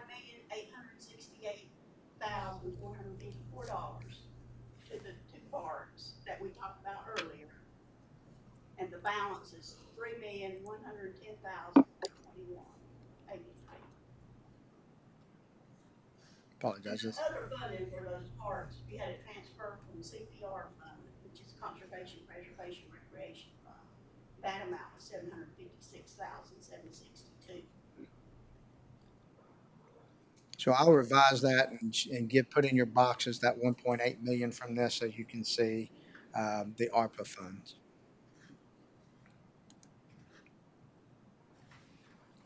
So, any questions about these? And the reason I'm trying to bring this up, we're looking at a little over 3 million, and then understanding that what initially coming to you is going to be conversations about broadband, and then when we go into one of the things that will be coming up will be planning sessions in regards to the 5-year capital improvements plan. And that'll be a process that we'll be bringing back to the board. And this will be a capital improvements plan, a larger plan for facilities. We break our capital improvements planning process into a couple different phases. One is your equipment, so vehicles, computers, all the way, any kind of equipment that you can think of. We create a 5-year capital improvements plan. That's one level of capital improvements. The other level that I'm mentioning to you is really about facilities themselves and long-term planning. So, for example, when we start having those conversations, I'll start talking to this board about the building that we're standing in right now. And so this can play a role into some of those conversations as far as your long-term plan.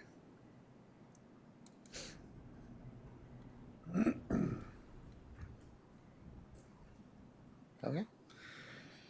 If there's no questions on that, the next conversation is in regards to the opioid settlement funds. And I'm sure you've seen or watched quite a bit of conversations regarding these funds. And so what I wanted to do is direct the attention to the board to the information that's available to you now. And then Commissioner Letson and I was having conversations earlier today that, in the future upcoming, this board will need to start having conversations about next steps in regards to how to proceed forward with these funds. But in order to do that, I am requesting that the board go back and review some of this documentation that I'm about to discuss with you. It's all online. So not only are you reviewing it, but if anybody asks you what the previous boards have done or what information is out there, you can direct them to the exact same place that I'm about to direct you. And so ultimately, if you go to our homepage, jacksonnc.org, you see opioid discussions and resources. Click that. And what this does is this provides you all the information in regards to the opioid settlement dollars. And so I am going to try to, and please, if you want to stop me and go into details more on any of this information, please feel free to do so. This is a volume of information. And so I'm going to attempt to not sit here and just read to you items that you can take home and read read for yourself. And so if you take a look, and this may take a little bit, I apologize. Yeah. So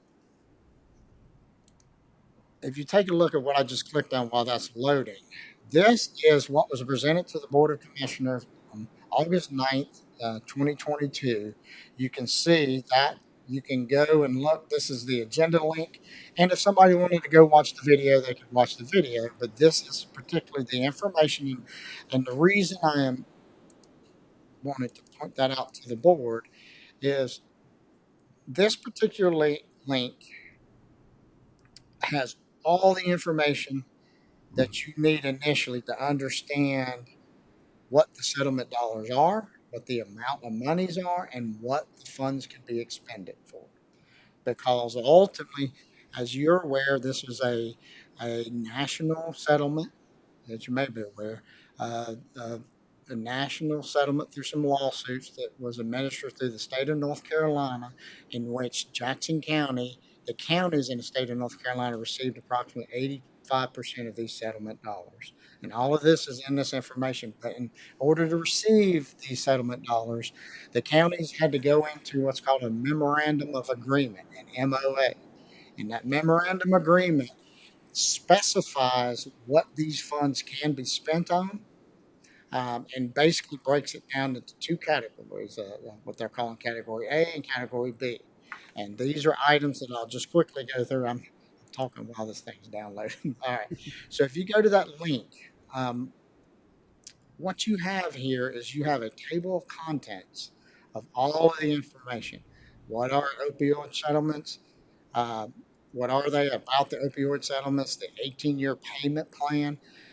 So let me just, again, I'm not going to read through this, but I'm going to quickly go through this. You can see North Carolina is part of a historic $26 billion agreement that will help bring desperately needed relief to communities by opioids. These funds will be used to support treatment, recovery, and harm reduction.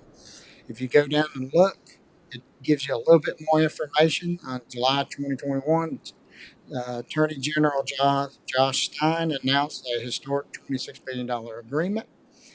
With that, what is the North Carolina Memorandum of Agreement? This is what I briefly talked about. Memorandum of Agreement between the state and local government directs how opioid settlement funds are distributed and used. So that's everything that I just briefly tried to go through. And then you can see that this is 85%. I will make a comment that our North Carolina Association of County Commissioners, that is our state association, that is our lobbying arm. And when I mean art, I mean county government and the county commissioner lobbying arm to the state of North Carolina. I think they did a very good job of helping negotiate for the counties to get 85% of these funds in North Carolina. You go to many other states kept the money and did not distribute it to the counties or the municipalities. They did do a good job on that. And when you scroll down and take a look, as you've probably seen, Jackson County has received $3.2 million, and it's to be distributed over a 17-year time frame. And we have received, is it 2 payments? We've received this 125 and this 276 at this point. And so, Mr. Chairman, if you would like, this will take a little bit longer than if the sheriff just walked in. If we want to pause these conversations, we can switch gears and then come back to it. If it pleases the board. Let's go ahead and do that and allow Sheriff Farmer to present.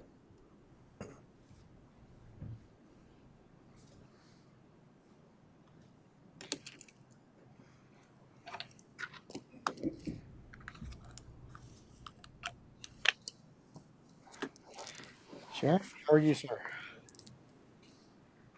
So you've seen online what we have, and I can pull it up and control it, but I'm gonna have you stand here, and I'm gonna go back and sit down. But how was shot for the cop? It was good, very good. So if you'd like, I can set this up if you wanna, however you wish to do it. They have copies of that already? Yes, sir. Okay. So what's online here and what you all have in your books, if you have it, is that, let me back up and then I'll turn it over to you, Sheriff. So Okay. The sheriff has been obviously working in internal and creating and making changes within his organization. He's come and had conversations with the county manager's office along with our finance office.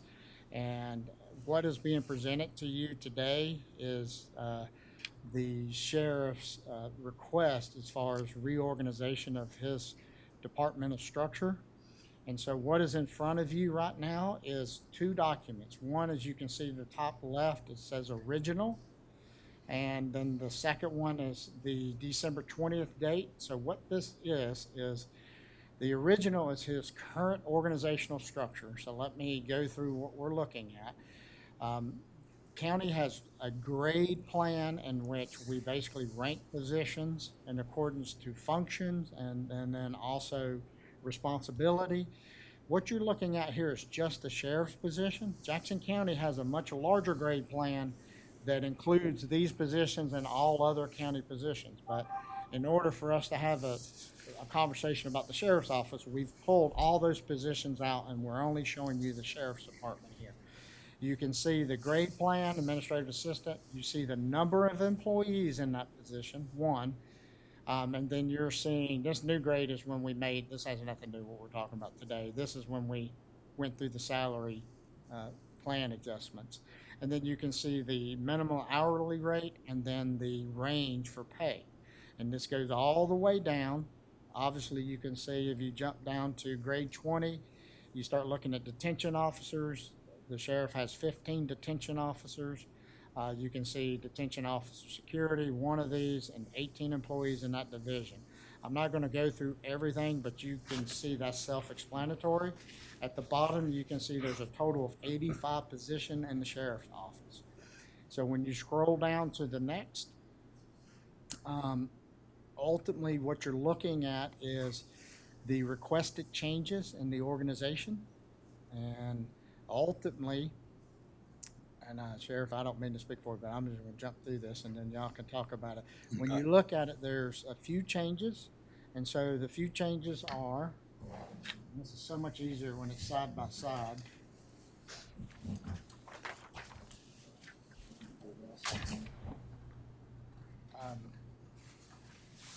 So ultimately, so under the original, there's no change on grade 16, no change, or excuse me, under the requested new, there's no grade under 16, change under 16, no changes under 17, no changes under 20. So what I'm saying is this is the same as the original. Grade 22, there are requested to be 27 positions, and there's currently 26 positions. And let me tell you the difference. So if you pull these side by side, you can see the difference is bailiff deputy positions is reduced from 4 to 3, and the school resource officer positions have increased from 7 to 9. So you do have an increase from 26 to 27 employees, but overall, employees have not increased. So I'll show you where that came from. If you scroll down to grade 23, in grade 23, the overall positions remain the same. 17. Actually, nothing's changed in there, right? Hey, look at this while I'm doing this. Don't even correct me if I'm jumping. And so there are no changes here. If you go to grade 24, what has happened is that there used to be 11, now there's 10 positions here. And so what has happened is that road patrol sergeant position is reduced by 1. Okay? So that has gone from 11 to 10. So that has gone from 26 to 27. This has gone from 11 to 10. So you can see as far as the positions go, there's a wash as far as number of positions. All right? And so technically what has occurred at this point, a position itself has dropped between each of these grades, 22, 23, 24, is 5% difference. So this sergeant's position now reclassified as a resource officer has gone down 5-10% in the range. I'm gonna tell you why that's important. If you go to 26, Here's where what I'd say the management requested changes really lie, is if you look at grade 26, where the lieutenant positions are, the lieutenant position used to be 7 in the original, is now at 5 positions. And if you scroll down to grade 27, there used to only be 1 captain. Now he's requesting there be, 27, 4 captains. So 2 of these lieutenant positions are moved down to captain positions. And so this is a 5% jump for 2 lieutenant positions. So if you remember, we've had 1 position that's dropped 10%. We've had now 2 positions jump up 5% each to a captain. And then if you scroll down, 4 captains now versus 1 captain. And then if you look at the original used to have a major position. So we have nothing to compare it to. And then the request from the sheriff is to eliminate the major position and drop it down to the captain. And so now what you've got is a major position that's dropped 5%. And then there's your 4. He's requesting to keep the chief deputy as is and the sheriff as is. So I'm just going to recap this real quick, and then Sheriff, I'll turn it over to you. Is ultimately, we've had 1 position here added to 27. It's come from this grade 24, which was a road patrol sergeant. That 1 position dropped 5%, 10%. And when you scroll down, used to have 7 lieutenants. He's moving 2 lieutenant positions to captain is what he's requesting. That would be a 5% increase for 1 and 5% increase for the other. And then finally, there was a grade 28. That was a major position that he's eliminated and wished to put it back in a captain's position, which was a 5% decrease, and to keep the chief deputy and the sheriff's position. Mr. Chairman, that's Sheriff, I don't mean to speak, but I was trying to jump through, and that's, the sheriff has been kind enough to sit down with administration and so forth and do our best to work with him to try to put in the format that you all have to move forward with, that I believe this is summarizes your request. Is that correct, Sheriff? Yes, and I do appreciate the commissioner. I appreciate you letting me speak to you today. This is my request. And for me, it was difficult because was used to dealing with bodies, and now we're dealing with numbers for transferring them from one location to the other. But we worked through that and got this, come to this, and it's pretty much a wash as far as the salaries go, as far as the increase and the decrease. So I think we're still in line with that. But that's my organizational chart as it is of today. We were able to. We do have some that's on leave. That's medical leave. That's the reason we have some extra positions in one location there. So, yeah, that's all I have today is just the organizational chart. Present that to you and see if you can approve that. So, any questions for me or? I have one. I know Yes, you went from 4 bailiffs down to 3. Does that give you coverage if somebody's out sick or on vacation, your shift work? Or to be honest with you, I mean, it does make us kind of tight. Judge Letts, he likes 2 bailiffs in his courtrooms. So we've been juggling people, and we've got the TSA up front, so we have to keep people on it as well. So yeah, it's you get creative, and we're doing well. The people that are still here, that I have to give them a big applause because they have really stepped up. And without them doing that, it would be difficult. We do have some sickness in our office right now. We have some that's out, medical wise, but we're doing everything we can do to keep Jackson County safe. And just had an incident in Cashers today, as you know. So and we had plenty to respond and take care of those things, so. Also, this is something that the sheriff had communicated, this non-resource officers, that, there could be one that could float back to the bailiff, but I think that, as conversation's been held with the sheriff, some of these things need to work a little while, if that makes any sense, to make some final. So for example, this 7 to 9 here, I know there's a vacancy there, and, you know, I'm not speaking for the sheriff, but, you know, as the sheriff works through this a little bit, he may come back and say, well, let's transfer that position. We talked about that. Do you want it here or here? It's somewhat, and I just want to remind everybody, because there are people watching that'll watch this on YouTube and it's memorialized. This is about positions and organization. This is not about the individuals who are in particular positions. That is the sheriff's sole authority in those conversations.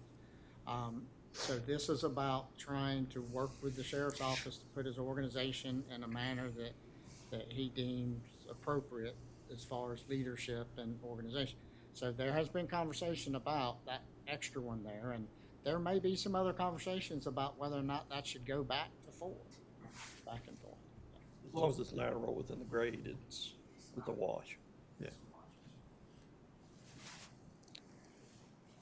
Any additional questions? Mr. Chairman, if I may, Sheriff Farmer, if I heard correctly, from the budget standpoint, this is a wash from the county. Is that right? Financially equitable? Yes, sir. Thank you.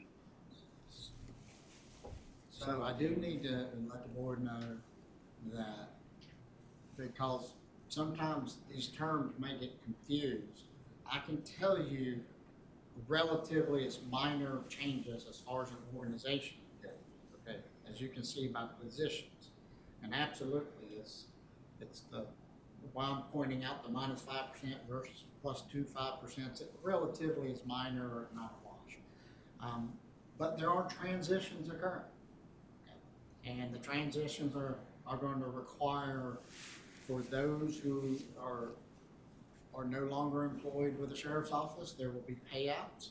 These folks have like vacation and comp time, and then ultimately there are some other things that will be transitioned that will require a budget amendment that's going to come to this board at the December 20th. It may be January. It may be We'll get all January. the final Okay. payouts. It may be, see, right now, as we're going through and working with the sheriff's office to make these transitions, we're all dealing with public information requests and things of that nature, but it takes time, right, to put the money and numbers together. So just letting everybody know that there will be a budget amendment, and Commissioner Jones, I was just letting you know, it's a wash, but when you see the budget amendment come, it's really about going through the transition and paying out things like comp time and things like vacation time that just wasn't in the budget. Thank you, Mr. Adams. I totally understand. Thanks, Sheriff Farmer. Thank you. Thank you so much, Commissioners.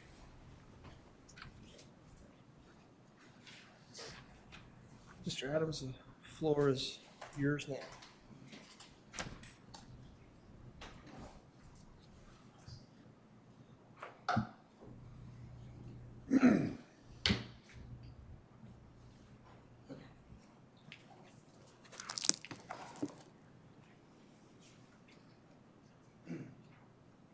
Okay. So, jumping back to the opioid settlement funds discussion, as you can see there, we've received. We do not receive the $3.2 million in one lump sum. This is something that we'll receive over a period of time. And I think that's important when we start talking about strategies and how we're going to try to move forward utilizing these funds. Obviously, I believe how these funds come in does impact some of the potential strategies that we may or may not look at. As we continue through this, what we do have here is how should counties spend their settlement funds. And there's what's called an option A and option B. And let me talk a little bit about before I jump into option A and option B. Option A, and again, guys, I'm gonna scroll through this, but this really does. If you see Exhibit A, high impact option A list, and then there's a whole option B list. I'm just gonna talk in general and not scroll through all this information. Option A are areas where these funds can be expended without going through a prescribed planning process. And the reason that was worked out in this MOA is because all of these elements here, evidence number 2 there, evidence-based addiction treatment, all the elements identified in option A are already data-driven, proven methods to help treat and provide service for opioid addiction. So the way, I guess the powers to be saw this was we don't have to go through a full-blown prescribed planning process if you choose to utilize these funds in already accepted practice areas, okay? And so as you can see, they do have a whole list of elements. And so I'm gonna scroll through the option A right now, and you can see option B list, and I'm just going to really scroll through this, gets into a much more detail in areas of where these funds can be expended. But option B requires a much larger or higher extensive planning process, okay? And ultimately, it has to include more people other than this board and county staff. So what I'm going to do is I'm not going to read through all of these different options as far as the availability of where these funds can be expended. What I'm going to do is scroll all the way to the bottom here and just point out a couple things. Is that if you choose to try to go the option B route, then what is required is a collaborative strategic planning process. And this details all the steps that must take place in order to go through that strategic planning process. And so you can see engage diverse stakeholders, designate a facilitator, build upon any related planning, agree on shared vision, identify. This is all in the memorandum of agreement that we have signed off on if we chose to go this route. And then ultimately, I'm going to scroll down. Who must be included in that planning process are these stakeholders. So that's the local officials, healthcare providers, social services, education, employment, payers, fundraisers, employees, things of that nature.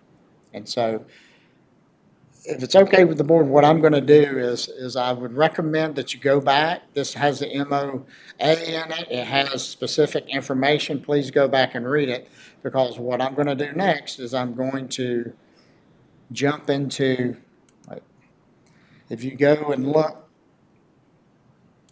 under, excuse me. So that is what was presented 8/9/22, and it really was all the details in regards to the North Carolina opioid settlements. On 9/6/22, you can see that there's an opioid settlements fund planning discussions presentation. Now, all this does is it takes all the dozens of pages that I just mentioned and it puts it into a simpler PowerPoint. Okay, so I'm trying to give you as much information as you want, and then I'm breaking it down to a more consumable format. And so this was actually put together by the North Carolina Association of County Commissioners. And again, it gives you information on who they are, who their lead agent is in regards to these conversations. They can be a resource to us as far as our planning process our process goes. As you can see, their goal is to assist us in these conversations. You'll see in a lot of these presentations, they all reiterate the same information in regards to the amounts that you get. They refer to the MOA, they refer to the 85% and things of that nature. So that's why I'm just scrolling through this, because you've just seen this information prior. I can tell you what I do like about this presentation is it does identify out of the MOA the guiding principles of the MOA, and that's to spend money to save lives, use evidence and data to guide spending, invest in prevention, focus on equity, and then transparency and accountability. And then ultimately, they do jump into, remember, the strategies A and B, but this PowerPoint focuses more on the A strategies versus the B strategies. And this is my favorite slide, by the way, because at the end of the day, where the previous board ended up in these conversations, just so you know, and that's for this board to decide now, was the previous board decided not to proceed forward with a full-blown strategic planning process and to step back and focus on strategies A, option A, which basically is this slide here that gives you all the strategies. And then ultimately you can see, if you go back to that first attachment I gave you, they will give you a full-blown description of each of these. And when you really break these down, if you look 10, 11, and 12, 11 is addiction treatment for incarcerated persons. 10, legal system diversion and reentry programs. That's all falls in the same vein of conversation. And then if you look at number 2, it's evidence-based treatment. That, along with reentry programs and recovery support, these all fall within the same vein. So technically, you're not looking at 12 different types of programs. You're really looking at just a couple. At that point, you're looking at some type of recovery support and or reentry program. You're looking at, once you provide that support through evidence-based treatment, then ultimately you end up moving towards types of employment programs and housing. And then beyond that, you got post-overdose response, and then early intervention is a kind of a different conversation, prevention. And I know a lot of us are interested in prevention, but I'm just trying to, I wouldn't say simplify these conversations, but put these conversations into context. Again, if you read through the rest of the PowerPoint, they're really just describing each of these, each of the the option A services. And so again, I'll leave it to you as board members to actually read through these areas of services. The final presentation was on October 11th. And at this point, where the board was we were bringing, I was bringing experts in certain fields to the board to present information. And so if you go back to October 11th, you can see that Dr. Richard Zinn presented to the board. Dr. Zinn is the medical director for VIA. That is our regional mental health system, okay? And then you see Dr. Albert Kopak. Dr. Albert Kopak, I don't know if some of you may know Dr. Kopak. He used to be a Western Carolina University professor. He now works for MAHAC. And he received, actually, several $100,000, I believe, came through Jackson County, received some grants to study the incarcerated population group and addiction. He can be considered an expert in regards to addiction and incarcerated population groups. And the reason these two people were brought to the board is, if you recall, when I go back to what I call my favorite slide, because it shows it, well, yeah. Because what Dr. Zinn was doing, what he's doing is presenting information in regards to what is evidence-based treatment. And then Dr. Kopak, really, his expertise was around 10, 11, and 12. And that's where we were in this presentation process to the board itself. And so when you go back and look at these presentations, again, they all talk about previous information. Dr. Zinn starts real basic and talks about what is an opioid, and also talks about items such as opioid use disorder treatment approaches, these types of drugs that are used. And have y'all heard of like MAT, Medicaid Assistant Treatment Plans? This is giving you the basis of all that information right there when you go through. And that's the reason I had Dr. Zen come and present to the board at the time, was to give that background information. And then, like I said, finally, we had Dr. Kopak come and present information in regards to some processes that are related to inmate incarceration and things of that nature. And so, Mr. Chairman, I'm going to, again, I'm not trying to speed through this. This is a lot of information. What I'm trying to do is provide the information to the board so that when we do put this on the agenda for further conversations, that hopefully we're all relatively on the same page for priorities and discussions.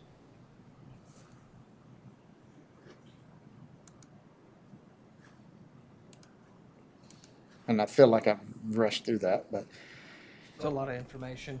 it's a lot of information. I point this out because I do know, and I mean, honestly, this is recognizing some of the items that I've noted during the election process. You have your sheriff that I know is interested in this. We have the chairperson. I know all of you are interested in this.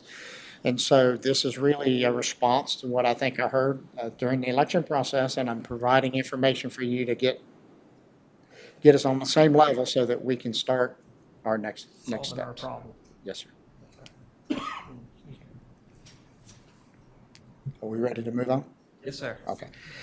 Next is just, this is going along the same vein of items coming to you in January. I just wanted to provide to you, we do have a municipal grant process program that our municipalities can apply to grants, a $5,000 grant to the county for some projects that seem to not only help the town, but could help also the community as a whole. Self-explanatory. You can see these applications are accepted through January 5th, 2023. And by the way, this all was sent out before election was started. All this was started before the election itself. You can see this will be coming up at the January. Whoever's applied, I've asked them to appear before the board. I made a guess that you wouldn't change the work session date, so I went ahead and put January 10th and guessed correctly, and that they will appear before the board to present their grant applications.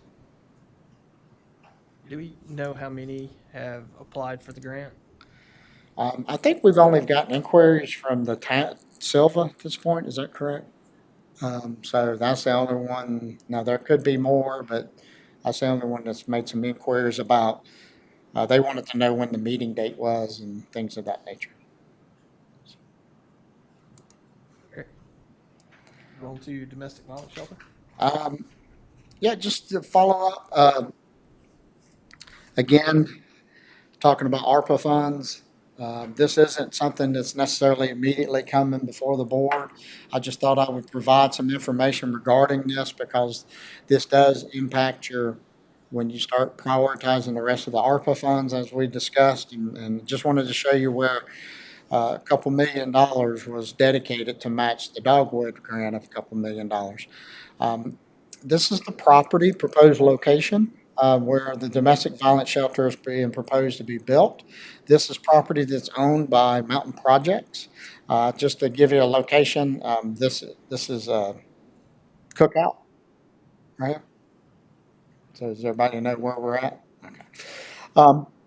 What I've also provided is when we went for the Dogwood grant, I had to do a couple of things. I had to get some rough estimates from an architect. I also had to get the land in place. And when you're putting an application together, you're doing several things. And you will find drawings like this that will appear before you multiple times. And just so you know, this comes from the planning department, specifically John Jurnalinski. He has the ability to go in, and it's very important for us to use the planning department because our planning department, the town of Silva contracts with us to enforce their zoning rules also.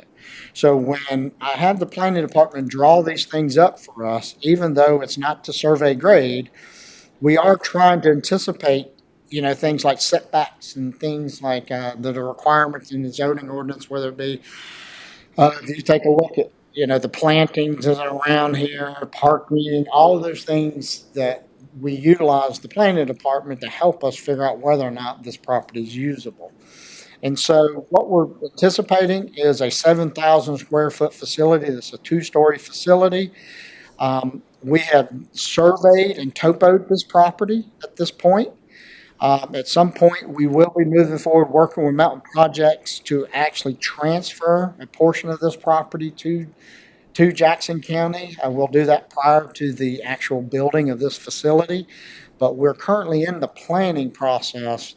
We have just in the past month, the Center for Domestic Peace, the nonprofit that will be running this domestic violence shelter, and myself and architects have gone and visited other shelters, and we're now just starting the true planning process this month, and we're hoping to have schematics. It'll take a good 6+ months to have the schematics and updated estimates and things of that nature. What really needs to happen is if you really zoom in here, I want to show the board the anticipated property line. So what's happening here is this will have to be a secured facility. So we'll have this entire property here fenced in. We'll have to have video camera security. This is a domestic violence shelter, so we'll have to have it secured. But we're also working with Mountain Projects about trying to make sure they maintain parking for this admin building here. They're also trying to work with open space for this apartment complex here. And so when you look at this is actually the proposed property line. Can you see right there? So you see how I pieced out that admin building? We would share this parking, trying to make sure that they have access to the parking. This admin has access to the parking, but the shelter has parking.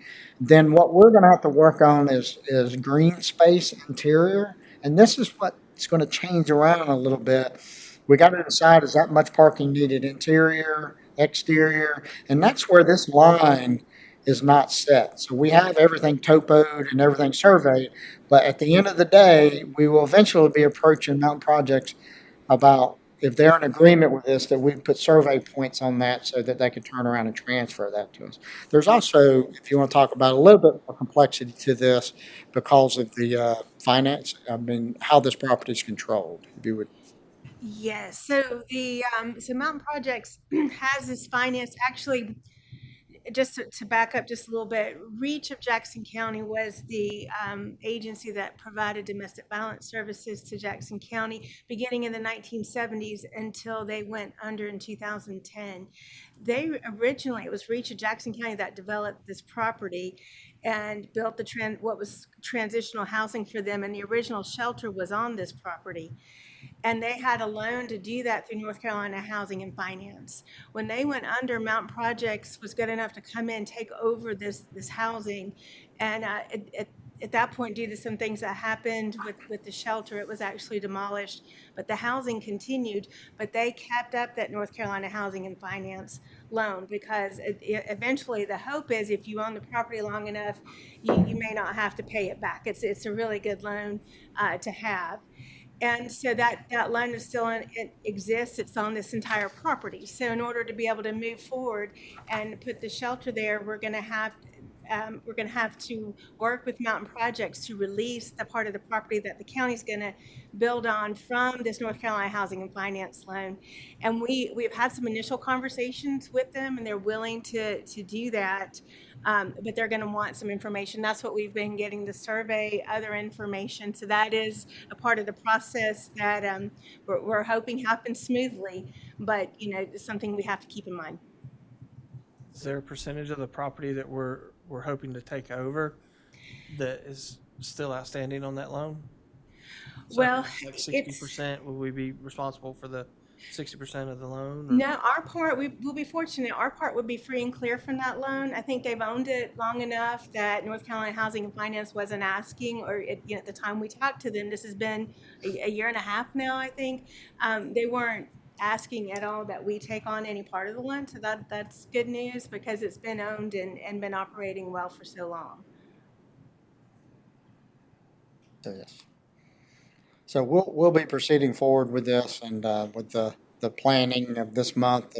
We're just now really sitting down after we've visited other shelters, and we're going to start really putting together some really schematics and you know, the Center for Domestic Peace staff needs to go through flow. There's just a lot of things that have to occur to really get what's called the schematics, the floor plan down. And once that happens, right now we've based everything pretty much off of square footage, and you know, architects have given estimates based upon that. But we really need to work through all of this, and then hopefully get to the point that once we can establish this line, we can get it surveyed and then start working through the process of working with mountain projects and the housing agencies and so forth to get that transferred to us.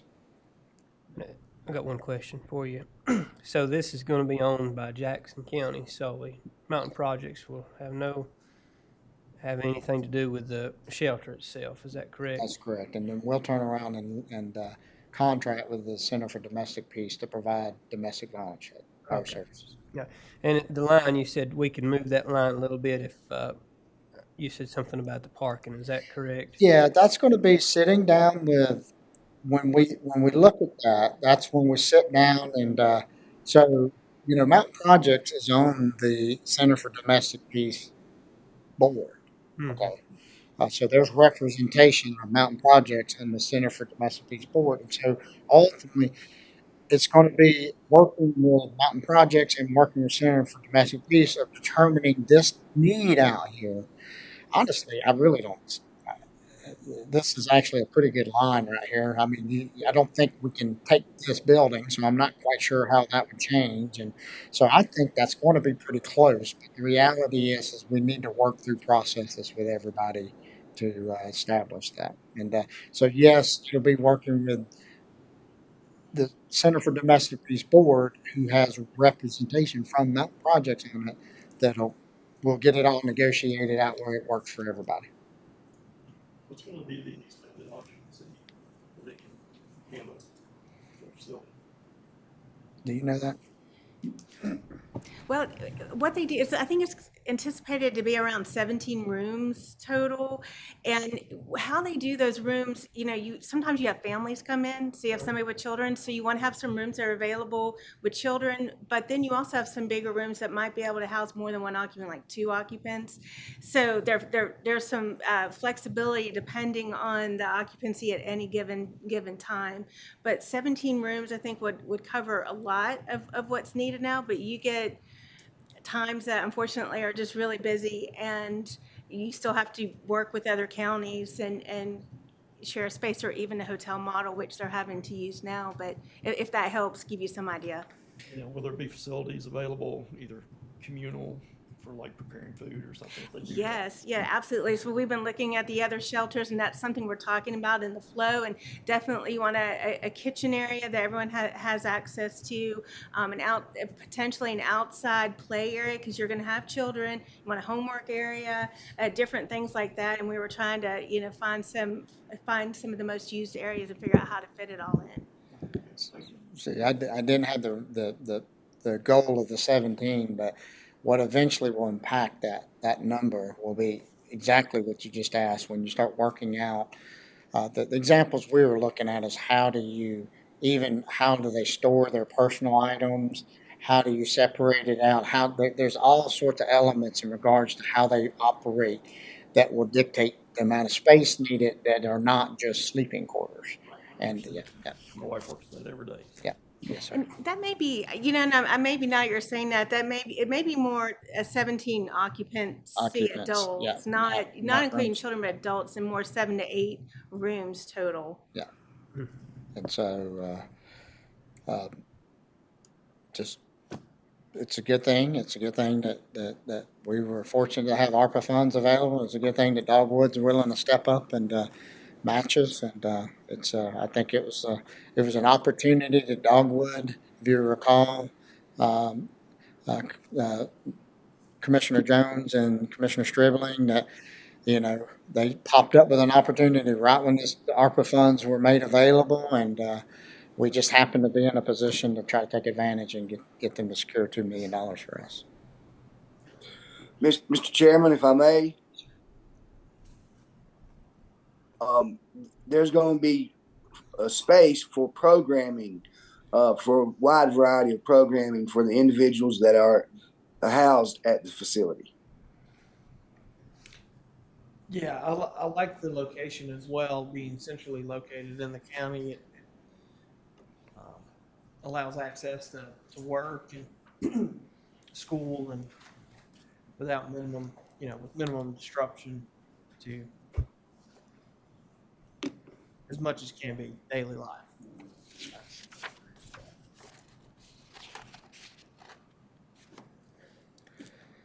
Moving on to, do you have any No, sir. additional?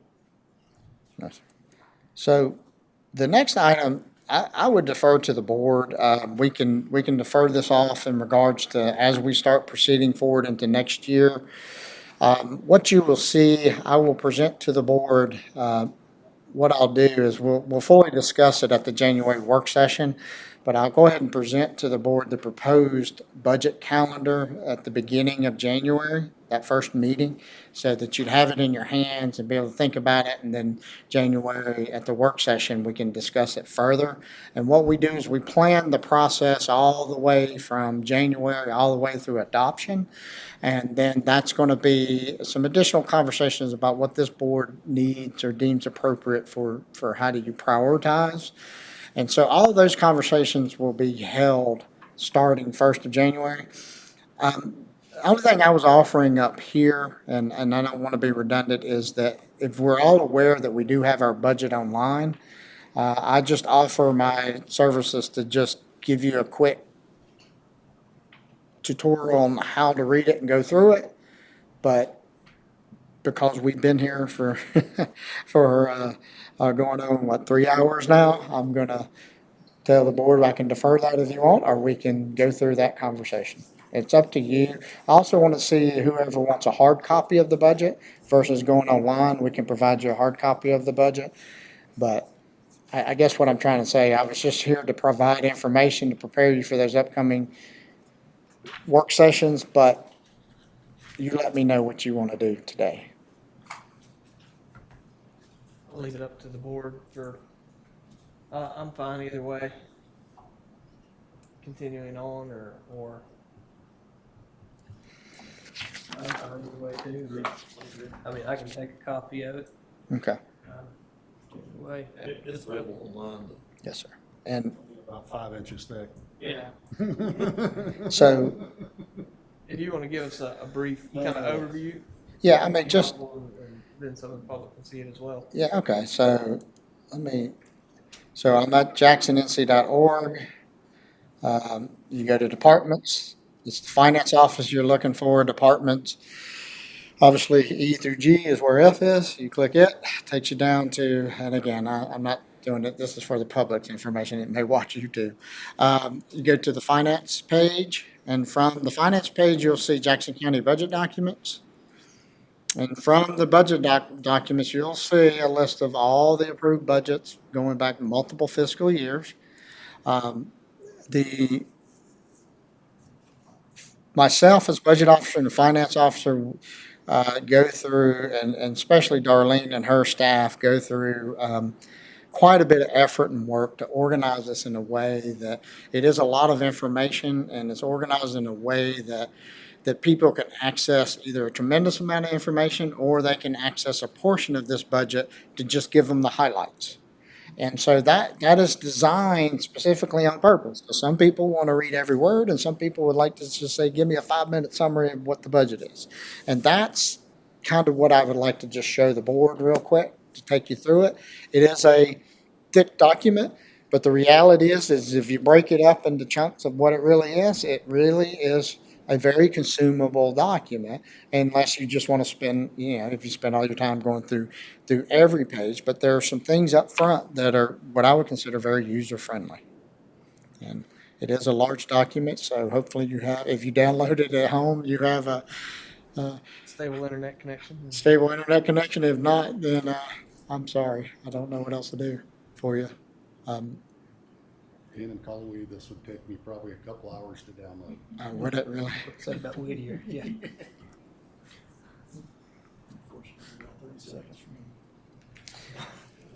So as stated, 1st of January, we're going to start talking about the budget calendar, and that budget calendar ultimately leads up to to this document being eventually passed by the Board of Commissioners.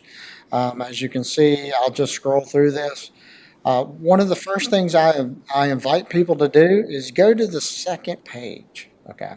And the reason I say the second page is because we have a table of contents.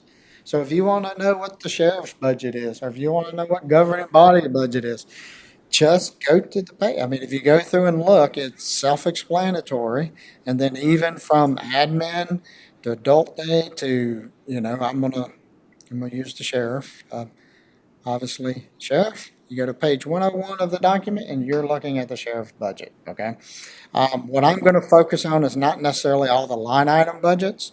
I'm going to focus a little bit more on these front areas here because, again, you can see this is a 196-page document, but the reality is if you focus on the first 69 pages and really the first 30 pages, there are ways to get this budget summarized in front of you so you can do a quick 8-page read, and then that may help you want to follow up on what you're interested in or read it all, whatever is your preference. And that's where I generally recommend people go to the letter to the Board of Commissioners or the budget message, because that budget message, what's attempted to be done by me is I'm attempting to summarize just the major components of the budget, and it's about an 8 to 9 page read. The other thing that I'm going to talk to the board about is this budget ordinance, because out of this 196-page document, that is actually the legal document. That is what you're passing. You're not necessarily passing everything else. You're passing that budget ordinance, and that is the legal document that's being passed by this board. And so then ultimately you can see the fee and rate schedule, total budget summary, debt summary, departmental description and goals, expense by county share. A lot of good information right here in this first 69 pages. So if I just scroll down real quick and go to page 1. So the budget message is exactly what it is. It's summarizing what the proposed budget is. Hopefully if I do my job well enough, what I present to you, obviously once I present it to you, it becomes your budget. But if I listen and we go through our planning processes and look at your priorities, my attempt is to not have this too far off of what you're saying you wish to do. And so the reason I mention that is because ultimately, when you read this and then eventually look at the final document, you'll find in most cases they're not significantly different from the final approval. And so all this is doing, and it's just a really quick read of total expenditures by function, talks about total budget, talks about the tax rate. I throw that up front. Here's what I found throughout the years is when I present to boards and they're not quite sure what tax rate I'm being proposed, while I'm reading my budget message, they're going through trying to figure out. So what I try to do is put right up front what I think what I think you all want to know, and then that way we can concentrate on the details of the budget and get through that. So I try to put all these things up front real quick and give you an overview of the budget, and then I try to break the budget down into personnel, capital improvements. And then ultimately, I do break it down to capital improvements. Remember, I mentioned to you about equipment, vehicles, improvements. That is one 5-year plan that is consistently done every year. Darlene goes through with the departments. We update. It is a large, multiple spreadsheets of, if you can imagine, all vehicles, all computers, so forth. It's a replacement plan there. And what you see is a result of us replacing these things that they're in life. And then you go down to the next category, which is our facility capital improvement plan. And that is the larger conversation, generally involves, there's really about 2 levels of that conversation. There's I'm going to say around anywhere from $500,000 to $1 million to $3 million, 3 to 4. Those generally can be cashed, okay, if you plan it appropriately. And then there's the larger conversation in regards to when we say facility planning, that honestly you're just not going to be able to cash. When I mean cash, I mean pay for it with savings, okay? And so that's the reason I divide those up. a little bit in those different categories because some are longer term strategies and some are, this is what we want to do next year. So for example, the Whittier, Qualla Park and the Cashers Park, all that was part of going back to the February budget retreat that was held. And the board's telling us priorities of what they're looking to do, and that fell within that category. So you can see, if you look at that right there, you can see a domestic violence shelter, Parks and Recreation Trust Fund proposed for a new splash pad. You can see we're still in that design phase right now. So all of those things was done through a planning process where I received information from the Board of Commissioners of what their priorities were. And so if you go down, I also include things like the Board of Education, because these are high, even though they're not direct operations, they're higher expenses for the county. I also include Southwestern Community College and the libraries. And then if you look at other appropriations, that you can see that this is safety, rescue, community development, nonprofits, and contingencies. And so if you really see what I attempt to do for you, I try to break it down into those categories so you can see there's no new personnel. When you look, if the board approves what the recommendation is, then when you go back, that's all the personnel changes that was made in that budget out of all everything. When you go look at capital, that's the capital that was improved in that budget. And so that's the reason I'm saying just a quick 8-page summary of all of this. And then ultimately that provides you with some details. The fire tax fund, this talks about the rates for Highlands Fire and Rescue and Cashers Glenville Rescue, other funds. So anyways, it's self-explanatory, but a good, nice summary of the budget.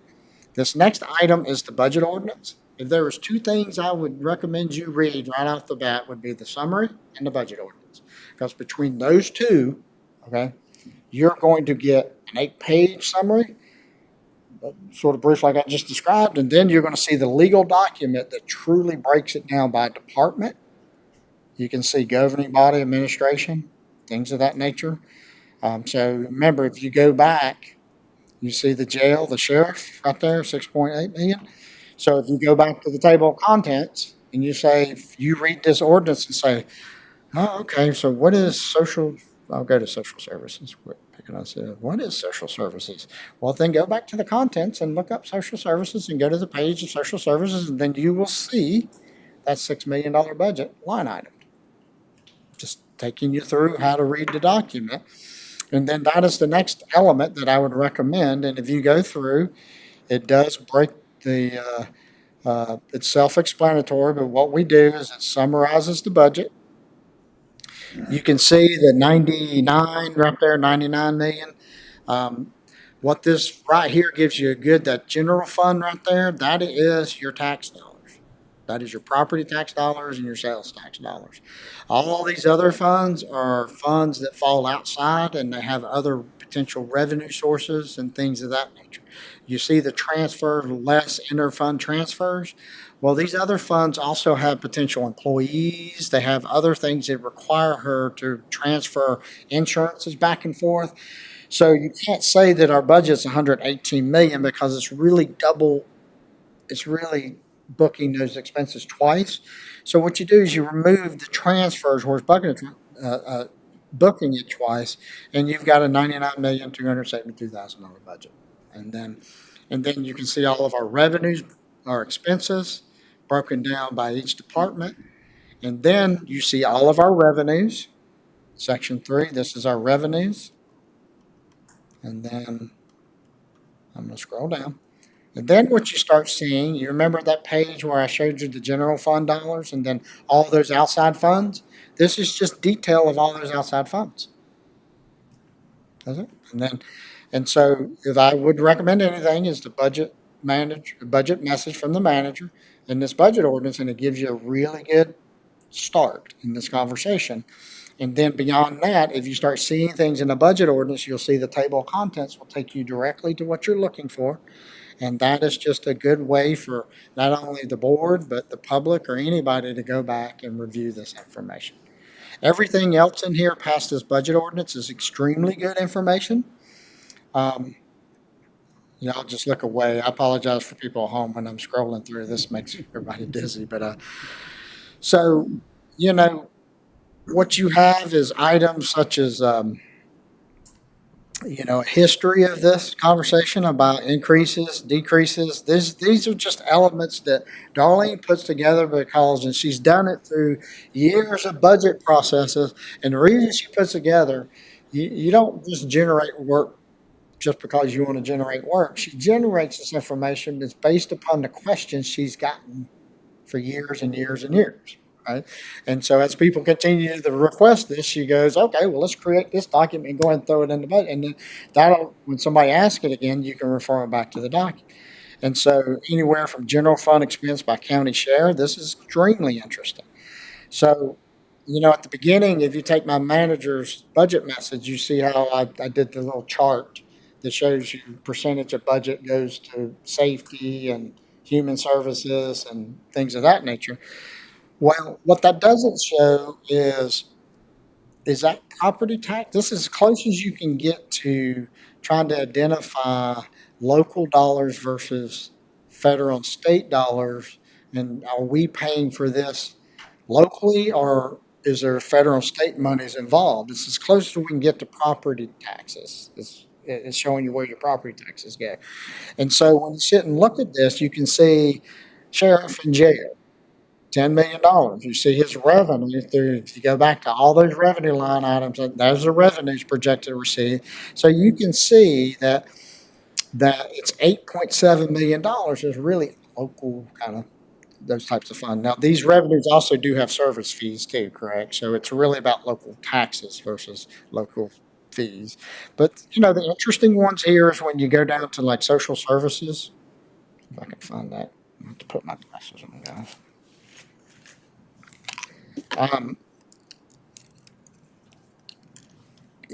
Okay. Yeah. So, see social services here? So see how it's a fairly large budget operation, but 7.9 million. But you also see that there's a significant state and federal share of those dollars. And by the way, this isn't Medicaid dollars. Okay, this is actual operational costs. And so that you can see our human services. Quite honestly, the county share is less than half of our human services there. And so this is it's an interesting thing to go through and look into. So this is, we do have information. If you recall, I said, when I was sharing in my emails with you all that when you get your group picture done, that picture will be shared in multiple places. This is one of the multiple places. And then just please keep going. There's census data, beliefs, vision, organizational chart. At some point, I do want to come back and talk to the board about organizational chart. At some point, I just don't know how to put my organization. It won't fit on here. Our organizational chart really isn't vertical like this. Okay. What you really do have, you see how the sheriff's here? You really do have the sheriff that reports to the citizens. And I don't know, Chairman Letson, if you recall from the Citizens Academy, that org chart that I've done, and it really spreads it out horizontally because and I keep using the sheriff, but our business relationship with the sheriff's office really is financial and policy making. And that means in sense of you're the purse strings, you'll hear that quite a bit, but you also, as you saw, the sheriff came to you about number of positions, the pay for the positions. That's where your relationship with that office is ultimately it's financial and policy making. And the reason I say policy making is because ultimately it's your policies that decide what their vacation is and what their health insurance is and all of that. And so at some point I'll come back and share with you all the true, a better version of what our organizational chart is, because it'll really show you not only with the sheriff's office, but with all the different organizations where you have direct vertical chain of command and where you have influence or you're still involved, but it's more on a financial partnership conversation. And then, so, trying to scroll down. Again, we do list every year, the permits and fees come before you. If organizations, say code enforcement, wish to change their permit, that will be explained and it'll come back and you'll discuss all of that. So I'm just going to breeze through all the permits and fees.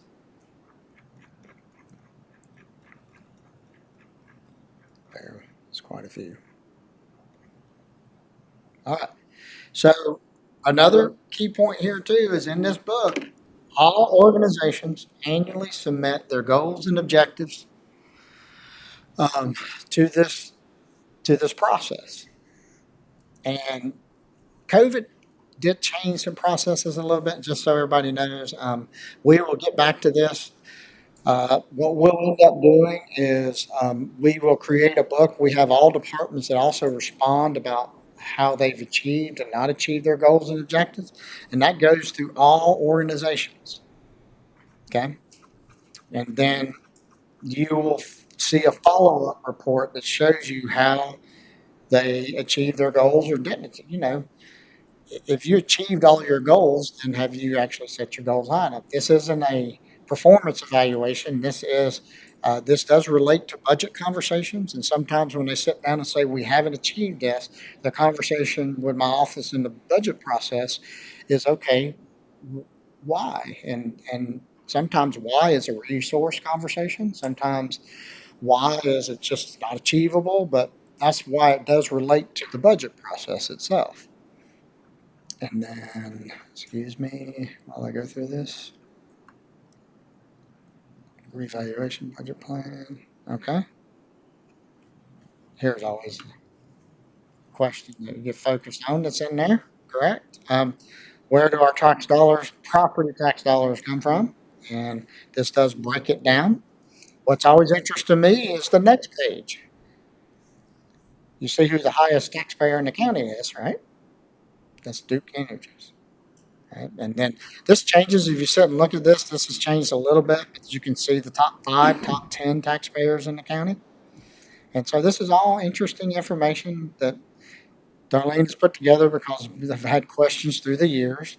And then you can see our collection rates, sales tax revenues. I encourage everybody, if you have time, to go through the first 70 pages. So that's where, start off with the manager's budget message, go to the ordinance. If you got any specific questions from the ordinance, you can use the table of contents. Then I encourage everybody's the next step is to go through those 70 pages, not reading and studying. It's just got interesting information for the public and for the board. All right, and I do believe revenue fiscal year, just a breakdown of expenses, revenues. Again, positions. You saw that, you know, if you saw what we just saw with the, obviously, what you just looked at with the sheriff, not only did we name their title and their grade, but the number of positions. So this shows you position numbers. It gives you a history of positions, where we're at, the growth, all of that. And then ultimately, this is where you get to the budget. And so, Mr. Chairman, I'm not going to go at the end of the day.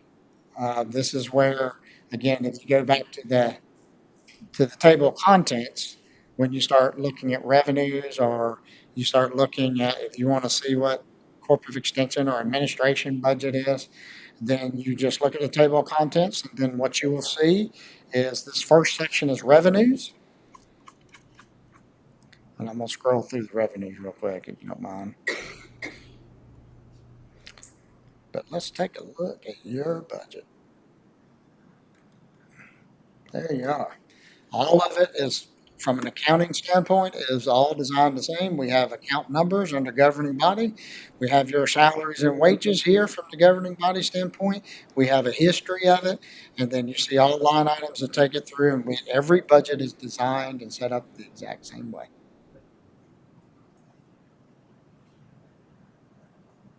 I hope this little session just goes through. I encourage people to go back. It is put together. They did a really good job putting it together. Right. very clear. Yeah, pretty self-explanatory, you know.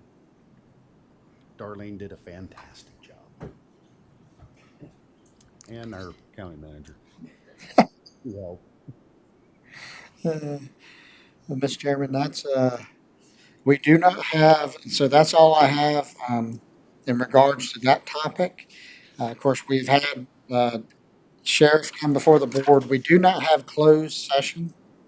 And so, the only other topic under, other business, I'll throw this out and then I'm turning it back over to you all for general discussions, is board meeting schedule.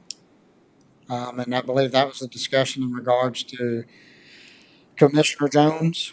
And then after the board meeting schedule, it really is just turning it over to the board for your comments and discussion. In regards to board meeting schedule, I think we almost had a consensus last meeting. Moving forward with the first meeting being held at 6, the second work session continuing to be at 1, and then our third meeting being at 6:30. Is that the consensus? I believe so, yes. Mr. Jones, does that still work for you?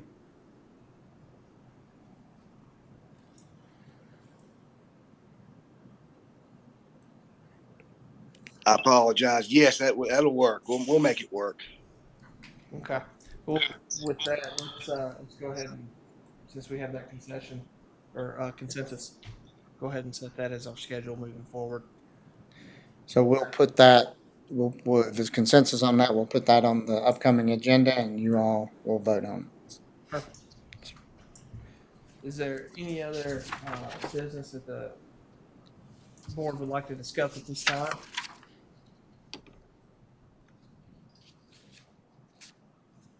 If there's none, then I'll make a motion for adjournment, since there's no closed session. second. All in favor? Aye. All are in favor. Thank you, guys.